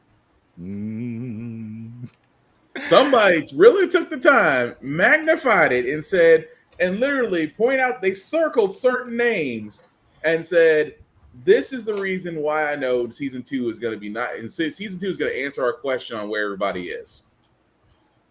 I mean, if you got a curfew going on, Harlem's Paradise is pretty much clapped. If the they times are nighttime. It was just right between that. He's like 8. We just starting to open up at 8. We ain't even. No comment. You can't have only the drug dealers coming in after 8 p.m. That pretty much puts a bullseye on the task force. Comes in and just throws the paddy wagon out. Of course you can. If Harlem's Paradise becomes Harlem Nights. Damn near. I mean, Harlem Nights at least has some legitimacy going on. You just had one dude who didn't like all that money going to black people. That's what that was. At the end of the day with them, they're just like, we'll use this place to route all the criminal activity. It's like, damn, we can't even go outside. We got to like schedule the drug drops on Zoom and shit. All I got to sit there and say, it's not the same without Delaries. That's all I'm saying. No, Kiss my entire ass. Look, if you do a remake, Lunel is right there. Actually, that's the closest you're gonna get to that energy. No, look but- at it. I'd rather do Miss Pat. Miss Pat would probably be better. Better than Lunel. I still Monique is it? Yeah, Monique. Yeah, I feel like it depends on if between Monique and Miss Pat. I'm gonna. I feel like it depends on if Monique feels like playing that type of character that day. Like you got to ask her at the right time. Shoot, that's her every day. I'm just saying, if you catch her in a hello, my baby's mood, and then say, we need you to play Delaries, it's like, no. So anyway, about this last episode, we realized that Wilson Fisk has an unlimited number of white suits, of different variations. I might add, blood is slippery, or either that or Gallo has a lot of product in his hair. Like that, like you how long on the force? Like fight back. You're not just gonna sit here and squeeze me like here's the thing. When Fisk is doing that, I don't think there was any kind of fight he could give. He got chopped in the throat before he grabbed him. So yeah, I'm saying, like, there was, and that's a strong dude. Like I'm like, there's no get your hands off me. That man is strong. I mean, if this is your head, and literally it's getting crushed, as a man is making there's just something odd about a man making eye contact with you while he's crushing the skull of another man. It's unsettling, is what I'm getting at.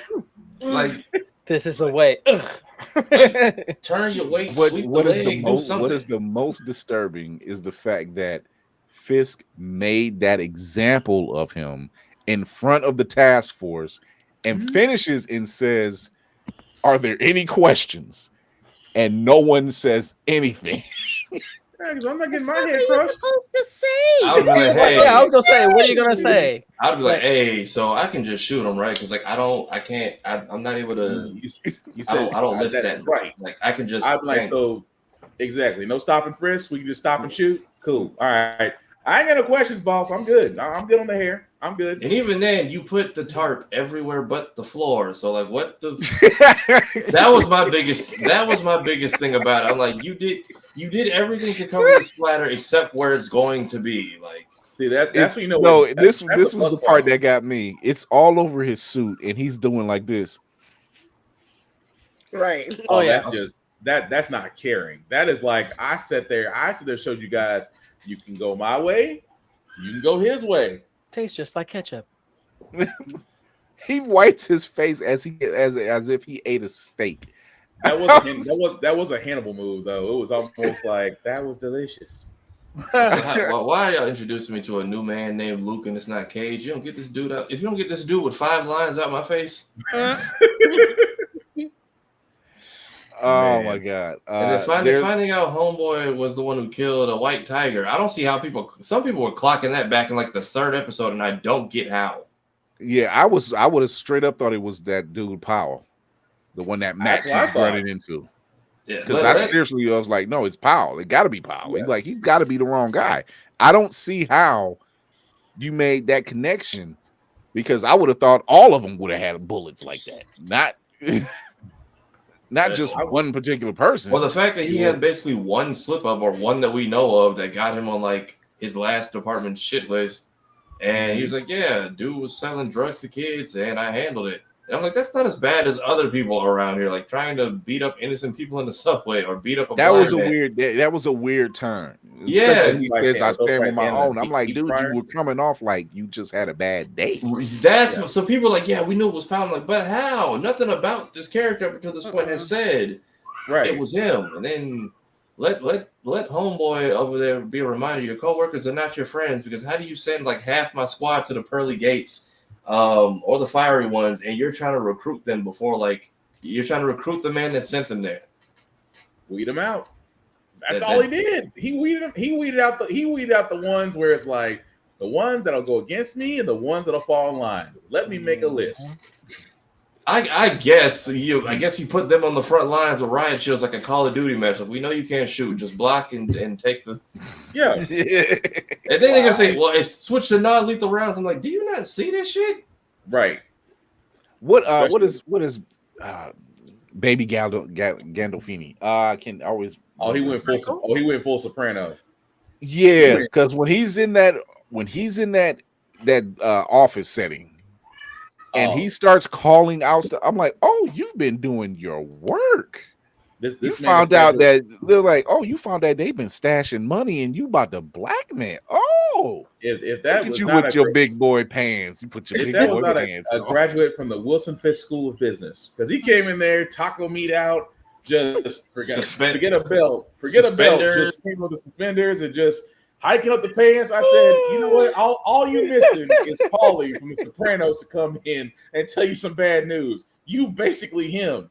But he came out the gate and he looks at Buck and says, what was it again, Buck? And Buck says $540,000 in offshore accounts and such as. He's like, yeah, we got to meet up sometime. And real estate, that's a good place to have. I'm like, dude. She got quiet. Shout out to Buck. Yeah, she got real quiet. She got quiet. The funny thing was, you saw all suspenders, no belt. I couldn't help but giggle when I saw that. I like, bruh, really? All suspenders, no belt at the same time. I'm sorry. Top two buttons unbuttoned. If anybody is job security in Born Again, it's Buck. Oh, once again, I've said it this entire time we've covered it.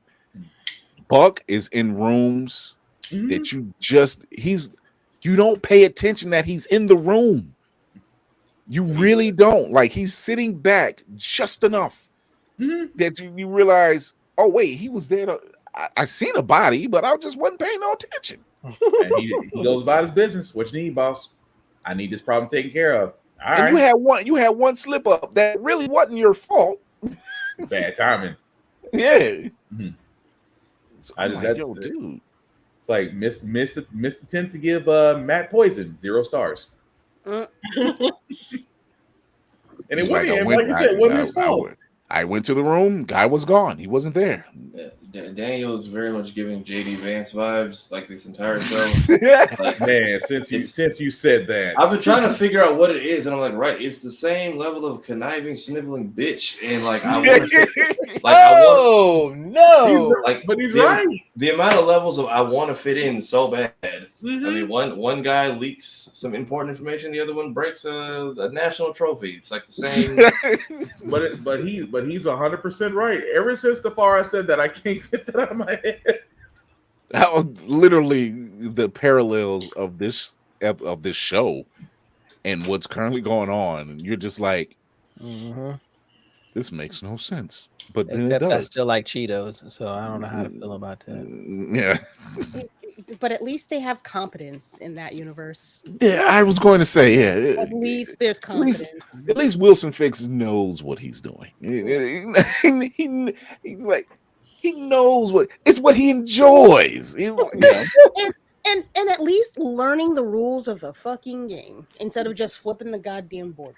We were moving millions before through Red Hook. Now, with me being mayor, we can move billions. That's smart. And now we have Harvard money in a cage, multiple cages. Stop.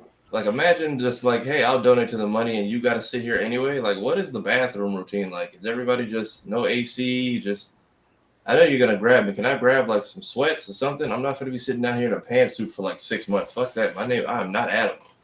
That scene. You know what? Never mind. Adam at least got a mattress. Yeah. True. That scene of seeing everybody in cages. When we did the live stream, we said we were just like, not the cages, not damn. Mm-hmm. Like, Geek by Heart was shocked. She was like, "Oh my god!"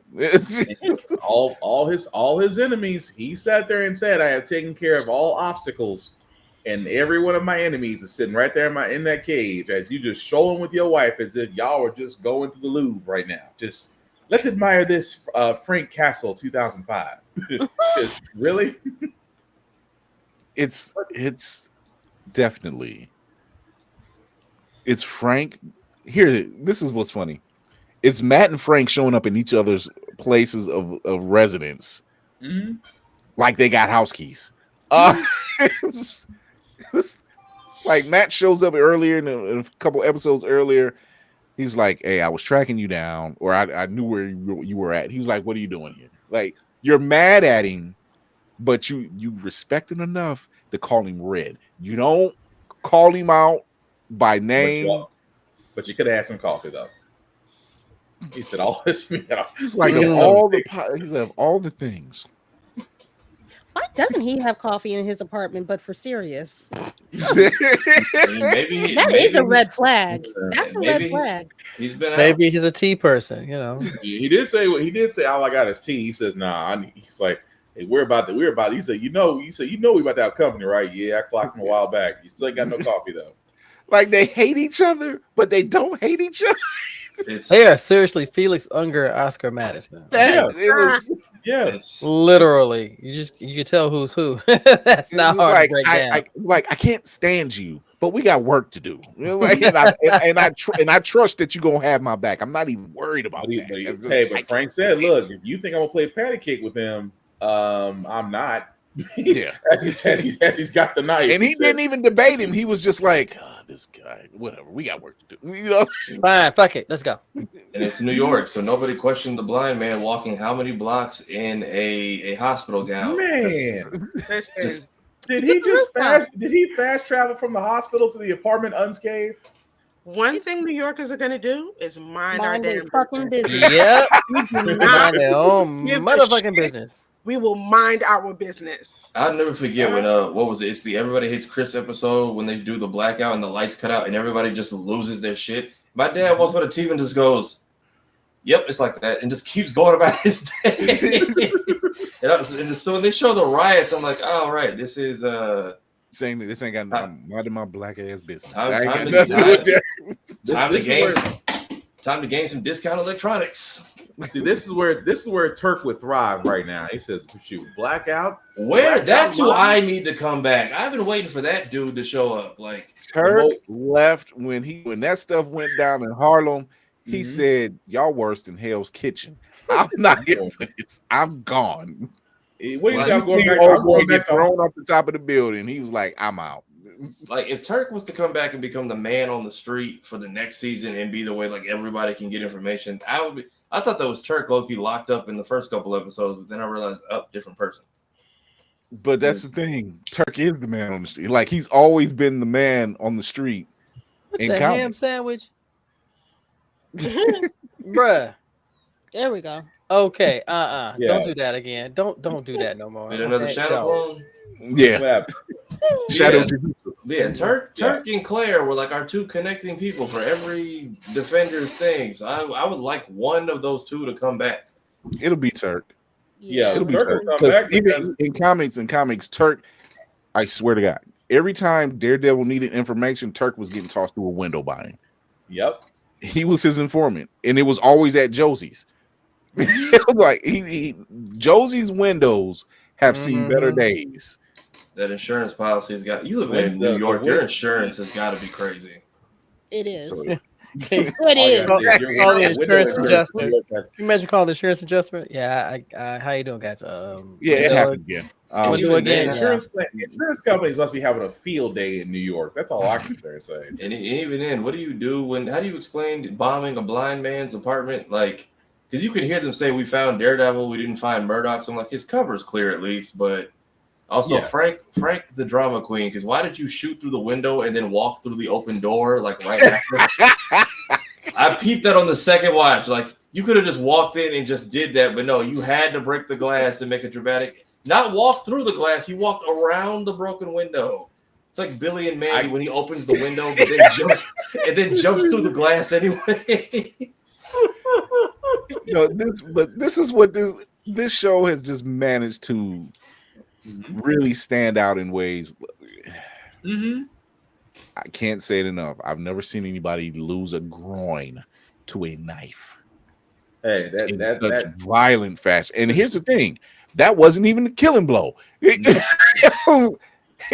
wasn't even the killing blow. He was just like, no, stab, groin, rip. Oh, wait, let me cut your throat first. My whole thing is you see this man coming at you with just a knife. You have a riot shield. This man flipped over your riot shield as you're holding it, and then proceeds to Swiss cheese you as you are still holding the riot shield, while your buddy right next to you is keeping him locked in as you are getting stabbed to death. I would be pissed if I was the person getting stabbed and someone is watching my ass getting skewered. I don't know why they thought they could take that man on, because he knows exactly where to shoot. Pay attention where he's shooting. He's not point blank. He's shooting shoulders, arms, neck, shooting down underneath the vest. Underneath the vest.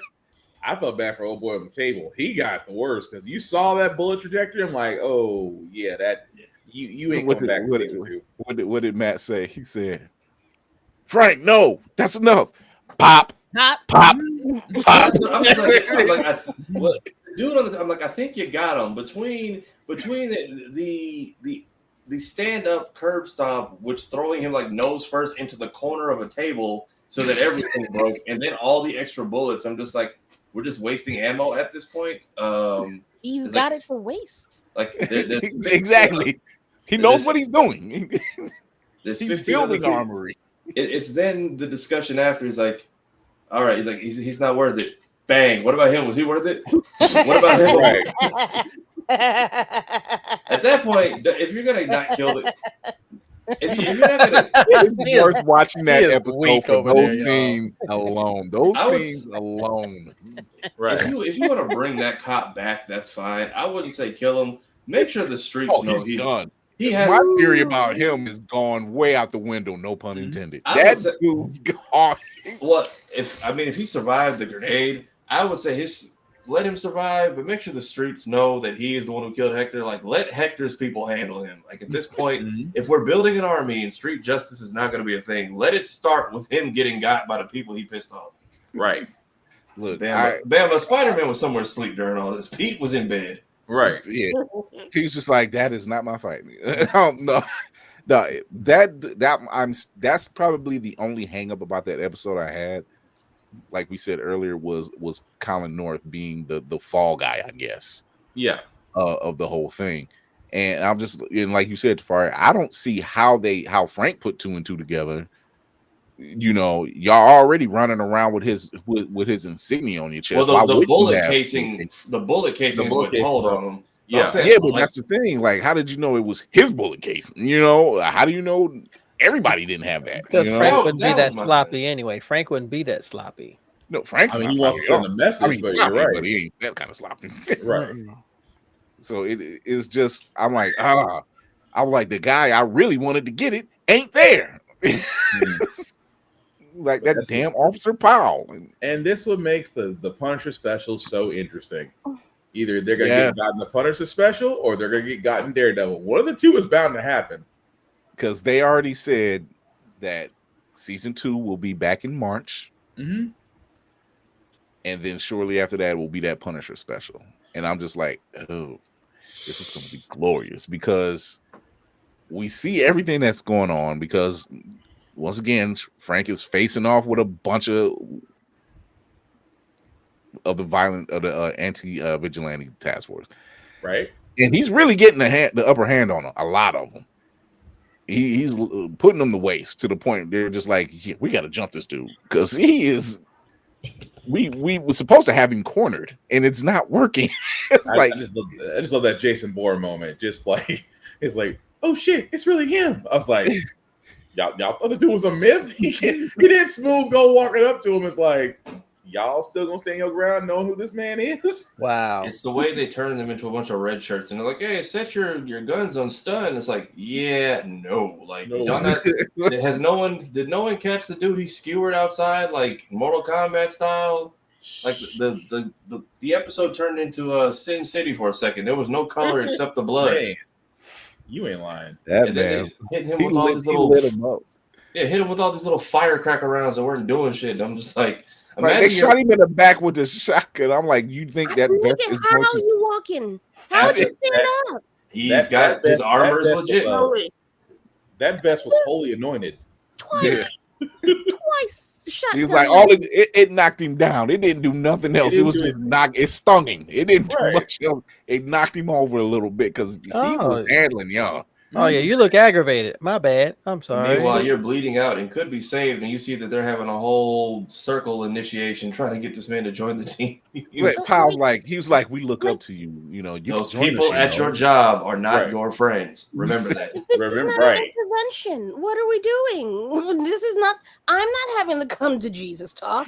Y'all want to have a come to Jesus talk. I thought he was about to like Batman. These are actually like sharp, I don't know, arm things and break out and just Hulk out on everything.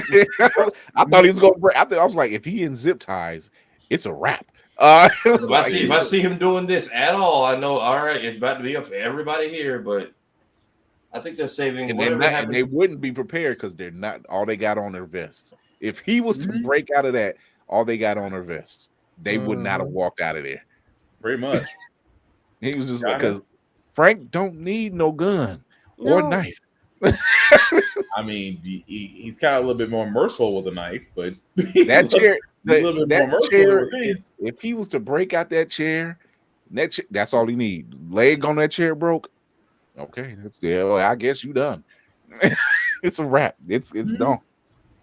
So yeah, this episode was like extremely intense, and Powell trying to recruit him. I'm like, are you really trying to? Are you serious right now? You joined my club when I didn't want no members. What you mean, come to you? Right. How does that work? That whole He's looking at him like, what? Serve with you? With you? Y'all trying to emulate me? Give him that up and down. Like mess around, and then you toss him in the cage with swordsmen and several other people who of influence who didn't have enough influence, who wouldn't join up with Kingpin. And gave them all the reason in the world. Hi, Mark. And turn and he's literally, Oh yeah, you from Jersey? Yeah, how did I know? Yeah. He talked him up. Yeah, I just want to shake your hand. Don't do that. Nigga, did you not read the manual? That was that. I repeat, That was that collective. Oh, you're about to die. So the double chain cuffs from the top of the cage weren't a giveaway that the fact that y'all let them reach that far. Clearly, you all. He's the only one that got chained up in the cage. Everybody else just is trapped in the cage. This guy is chained. But between copying how the Maulers escaped prison and Invincible and the head squish, look what Disney needs to mimic a fraction of our power. This man said, "I'm going to break your hand, and then I'm going to pull your arm in and break that, and then I'm going to get those teeth off of you." Then when all said and done, how did Frank get out? Let's talk to henchman that's missing arms. Then I'm going to break your arm again. He ain't talking. If he's alive to tell the tale. Right. Not alive. He better not be alive. He's not alive. Frank stomped that dude out. He's not alive. Also, fresh face shaved Frank. What we and Karen got going on over here? Oh, I heard your 2 heartbeats while y'all were in the room. He said fresh shave and aftershave. That for me, Frank? Wow. You gonna fight these boys with your ass out? No, I love it. I love their dynamic because it's just like you have one willing to kill and one trying his best not to. But you're going to be named at best. I'm sorry. At that point, the no kill rule's getting suspended for a while. You blew up my downtown apartment. Like, you know how much these things cost? You know what I got to explain? My renovated Hell's Kitchen, open layout apartment. You're all everybody's putting in on this. I do cases pro bono. Do you know the strings I had to pull for this? Oh my God! I probably did a case for the landlord. You think I'm got to get a security deposit, non-deposit back? No, right? This definitely is. The show's 10 out of 10. Oh yeah, definitely a 10 out of 10. From the writing, the cinematography, there's even the scene with Bullseye when he's already out in hiding. There's even that shot where he's standing in front of the window, the broken window. It's like the Punisher skull. Yeah, it's just. I'm like, yo, this is y'all really did your thing. Yeah, you're right. It's the perfect. It's definitely perfect guy couple. They're the perfect. Yeah, but still crazy though. This is why season 2 is going to be nice. But again, we don't need Finn Jones though. Iron Fist can stay wherever. Iron Fist can stay in Kunlun. That's all I'm saying. I feel like they're gonna let him back. I really do. There's on conditions. First of all, you're not wearing shoes. Which martial artist signed off on him? They're gonna get like on condition. Simu Liu is over here right now. He's a martial artist. Get your butt over there. Train with him. That's almost there and say which martial artist signed off on him before we go. We might let you back. So I'm looking forward to it. In the meantime, go back and watch previous seasons. Go back, watch this season. You'll see, like, they didn't miss a beat. They did not miss a beat. I'm glad they made them rewrite it. I'm so glad they made it. I don't know what we would have gotten, but I'm glad they made them rewrite it. We probably got some trash. The suit that we've seen leaked for season 2, that's what he was wearing in Shadowland.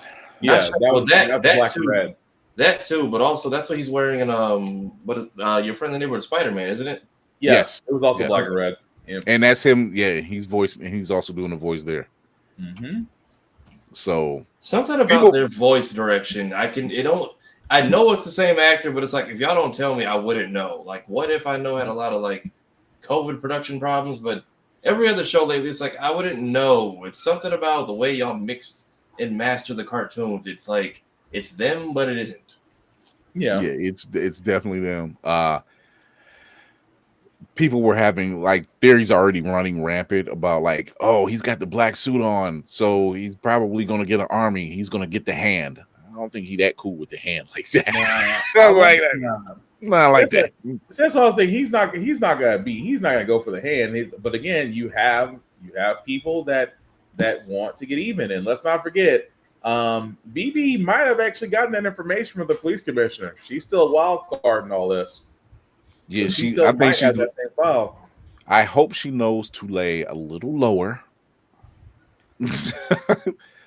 because Gallo getting de-jawed. Yeah, how do you say he resigned? You could have easily said like, "Hey, he was lost in the tragedy of the blackout." Like you that you should have said that because this man is dead. You do realize he's got a family and a side family looking for him. All I gotta say, it's gonna be an interesting funeral. He was like, he resigned. You definitely, definitely closed casket. Closed casket. But who was some other people that look like Daddy? What you mean? We his real kids? I got nothing else. Who's that? You gonna cause a whole nother dynamic, right? No, but yeah, definitely a show to watch. It does have you on the edge of the seat. I like this gritty noir vibe.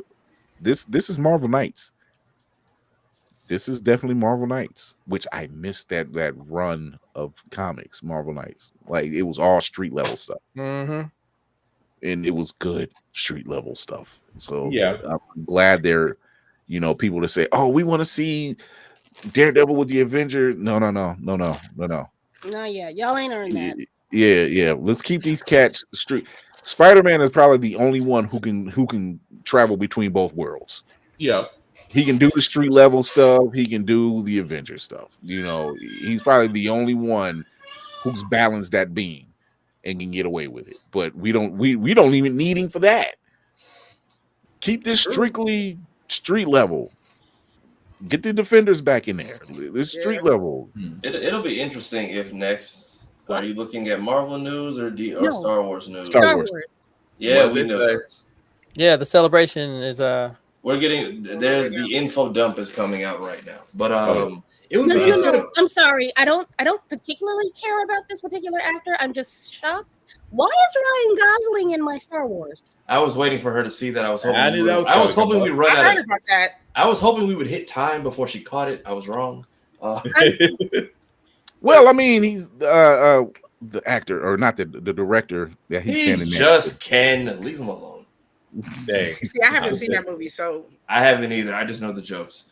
But yeah, it'd be interesting to see if we get Peter, the full ground level Peter, to where even some of the cops he's got to look out for now, because he can save the day, but somebody will still try to put a bullet in him without a second's notice. Yeah. It's I need Disney to pull Sony's whole card. Oh my god! Especially if the cop is a Punisher unit and Mysterio fanboy. Yeah, I need them to pull that card and say, you know what, you're the only chess piece on the board. I just thought about something else. Just what if this is the way to bring back Jigsaw? Or introduce Jigsaw? Well, technically he's not dead from the Netflix series. Wait. Yeah. He's not dead from the Netflix series. He's still around. What's wrong, Kira? What? It's the Star Wars stuff. Sean Levy is directing the movie with Ryan Gosling, and it's called Starfighter. Sean Levy is who did Deadpool. That's who was standing next to him when he was out there. Mm-hmm. Yeah. I'm a little more. Wait, excited. didn't he like put 5 in Jigsaw's chest? Did you say you're annoyed? He didn't kill him. No. Really? Wait, did you say you were annoyed? He did. He did shoot Jigsaw. He even made mess up his face, but he didn't kill him. Because when they have season 2 of Punisher, he's like, "Oh my God, Frank is you!" Dang, and that's like the end of it. It was so anticlimactic. Yeah. I was like, well, I mean, it's Frank. Like Frank ain't got time for pleasantries. I mean, right? Yeah. I mean, here's the thing about it. I mean, you could bring Jigsaw. You could bring in Barracuda. You could do. You could even actually do Nikki Cavella, but I doubt he'll do it. I mean, look, Nikki Cavella is a whole nother story, but I doubt they'll do that one. People are looking for refuge and new drugs. I mean, Bushmaster's still alive. You can make up for killing off Cottonmouth so early. There you go. Damn, that was early. Yep, I think they didn't realize what they had because that was still the early phases. I think they didn't know that he was going to be such a beloved prominent hit. character. Yeah. So there's a lot, and yes, the Star Wars Starfighter. I'm sorry, I just now caught it too. I have to watch. Yeah, this we're double watching here. Same thing with Kilgrave. Like not saying the show peaked, but the episode they brought him back is like a memory. Because you did the best. You took the best person for Jessica Jones, and you basically made 2 seasons about it, and then you killed them off. David Tennant playing the Purple Man, or did they? That is true. Well, because how Jessica Jones ended. That is true. Well, he's still like a mental apparition, but those are the best parts of the seasons after they kill him off. But I think that was cool. I think he's definitely not coming back. Jerry Hogarth, definitely, I'm surprised hasn't made her return with all the between her and She-Hulk. I feel like they would end up making a racket in the defense market. Because for all I know, Jerry's been recruited with Val in the legal department. But that's the whole thing with Devil's Reign, though, because Daredevil does get an army, and it does involve the Defenders. It does involve Spider-Man. You do see Sam's Captain America jump in at some points. Mm-hmm. So the possibilities, and I said this is what's going to make season 2 be built up the same way season 1 has been built up. Because now you're wondering who's going to join the ranks, and will Marvel pull the trigger on Spider-Man? Will we see a Tom Holland, or dare I say, will we see another Spider-Man? I'll even throw that wrench in there. Will we get a Spider-Man, but will we get the Andrew Garfield, or will we get the what's his face? I can't think of his name to save my life right now. Topher Grace? Thank you. No, not Topher Grace. Tobey Maguire? Thank you, Tobey Maguire. Yeah. I mean, that's my whole thing. Because here's the thing. We would lose our collective heads if we saw our Spider-Man in a Daredevil Born Again season 2. We lose our minds. Because we keep on saying Spider-Man can be introduced in any other vehicle, and yet they've kind of avoided doing that. Other than what Fisk has mentioned. Fisk has said, right. But I definitely know we're gonna get White Tiger because old girl's gonna don the medallion. That's just I thought we were gonna get more of her, to be honest with you. Like when they brought her up at the end, I was like, right, we kind of forgot about you once the whole Muse thing wrapped up. Yeah, I think Muse is gonna come back. I don't know. Well, Matthew Lillard has been picked up for the second season. We don't know what role. Right. And then we saw the back of so many black teenagers' heads. I was like, is one of y'all Miles, or are we just being teased at this point? Like, well, we're getting ready to wrap this one up. We look at the Star Wars Celebration Outlaws. I'm looking at the merch because a white Vader, a white Pirates Vader with Fortune. How much? Got work to do. Well, there goes that. I don't think we need to sign off. Do we need to sign off? No. Follow everybody at the spots. They know where you are. You know where to find us. BlerdCon updates. I mean, Kira's got her Janelle Monáe stuff coming out tomorrow. Please go check that out. We covered the Kaboom game, covered the main stage, covered the interview. Go see Sinners. That is like I need a group discussion ASAP, and it sucks that I have to wait. There's so many. Well, I'm gonna go see it tomorrow, so relax. Hoping to see it this weekend. If any of you actually care about his well-being and Spider-Man dropping on time, keep Shamik Moore in the house. Cut his Wi-Fi off. Watch Blu-rays. Keep that man on Blue. Only watch DVDs for the next month. There's some shit in there you don't need to see, my brother. And I need this movie on time. I'd say get that man a dog. Get that dog a man. Dogs like watching TV too, and then the wrong YouTube ad pops up. It's game over for the entire production. We will see you Tuesday.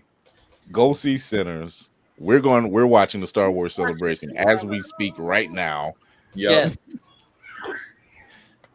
That looks good. Anyway, we will see you Tuesday. Live Tuesdays, Thursdays, 8 p.m. Eastern.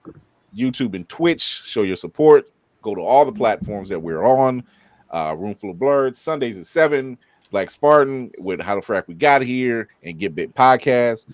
Whoopty freaking do with Fresh Pressed by Z. Go get your nails, ladies. Navy Yeah, Martell got Blerd Corn Speaks coming up really soon. Go check it out. Remember to educate yourself and others, entertain yourself and others, and most of all, encourage yourself and others. And yes, Silver Surfer was also a female. Mm-hmm. Get over yourself. We're out of here. Peace.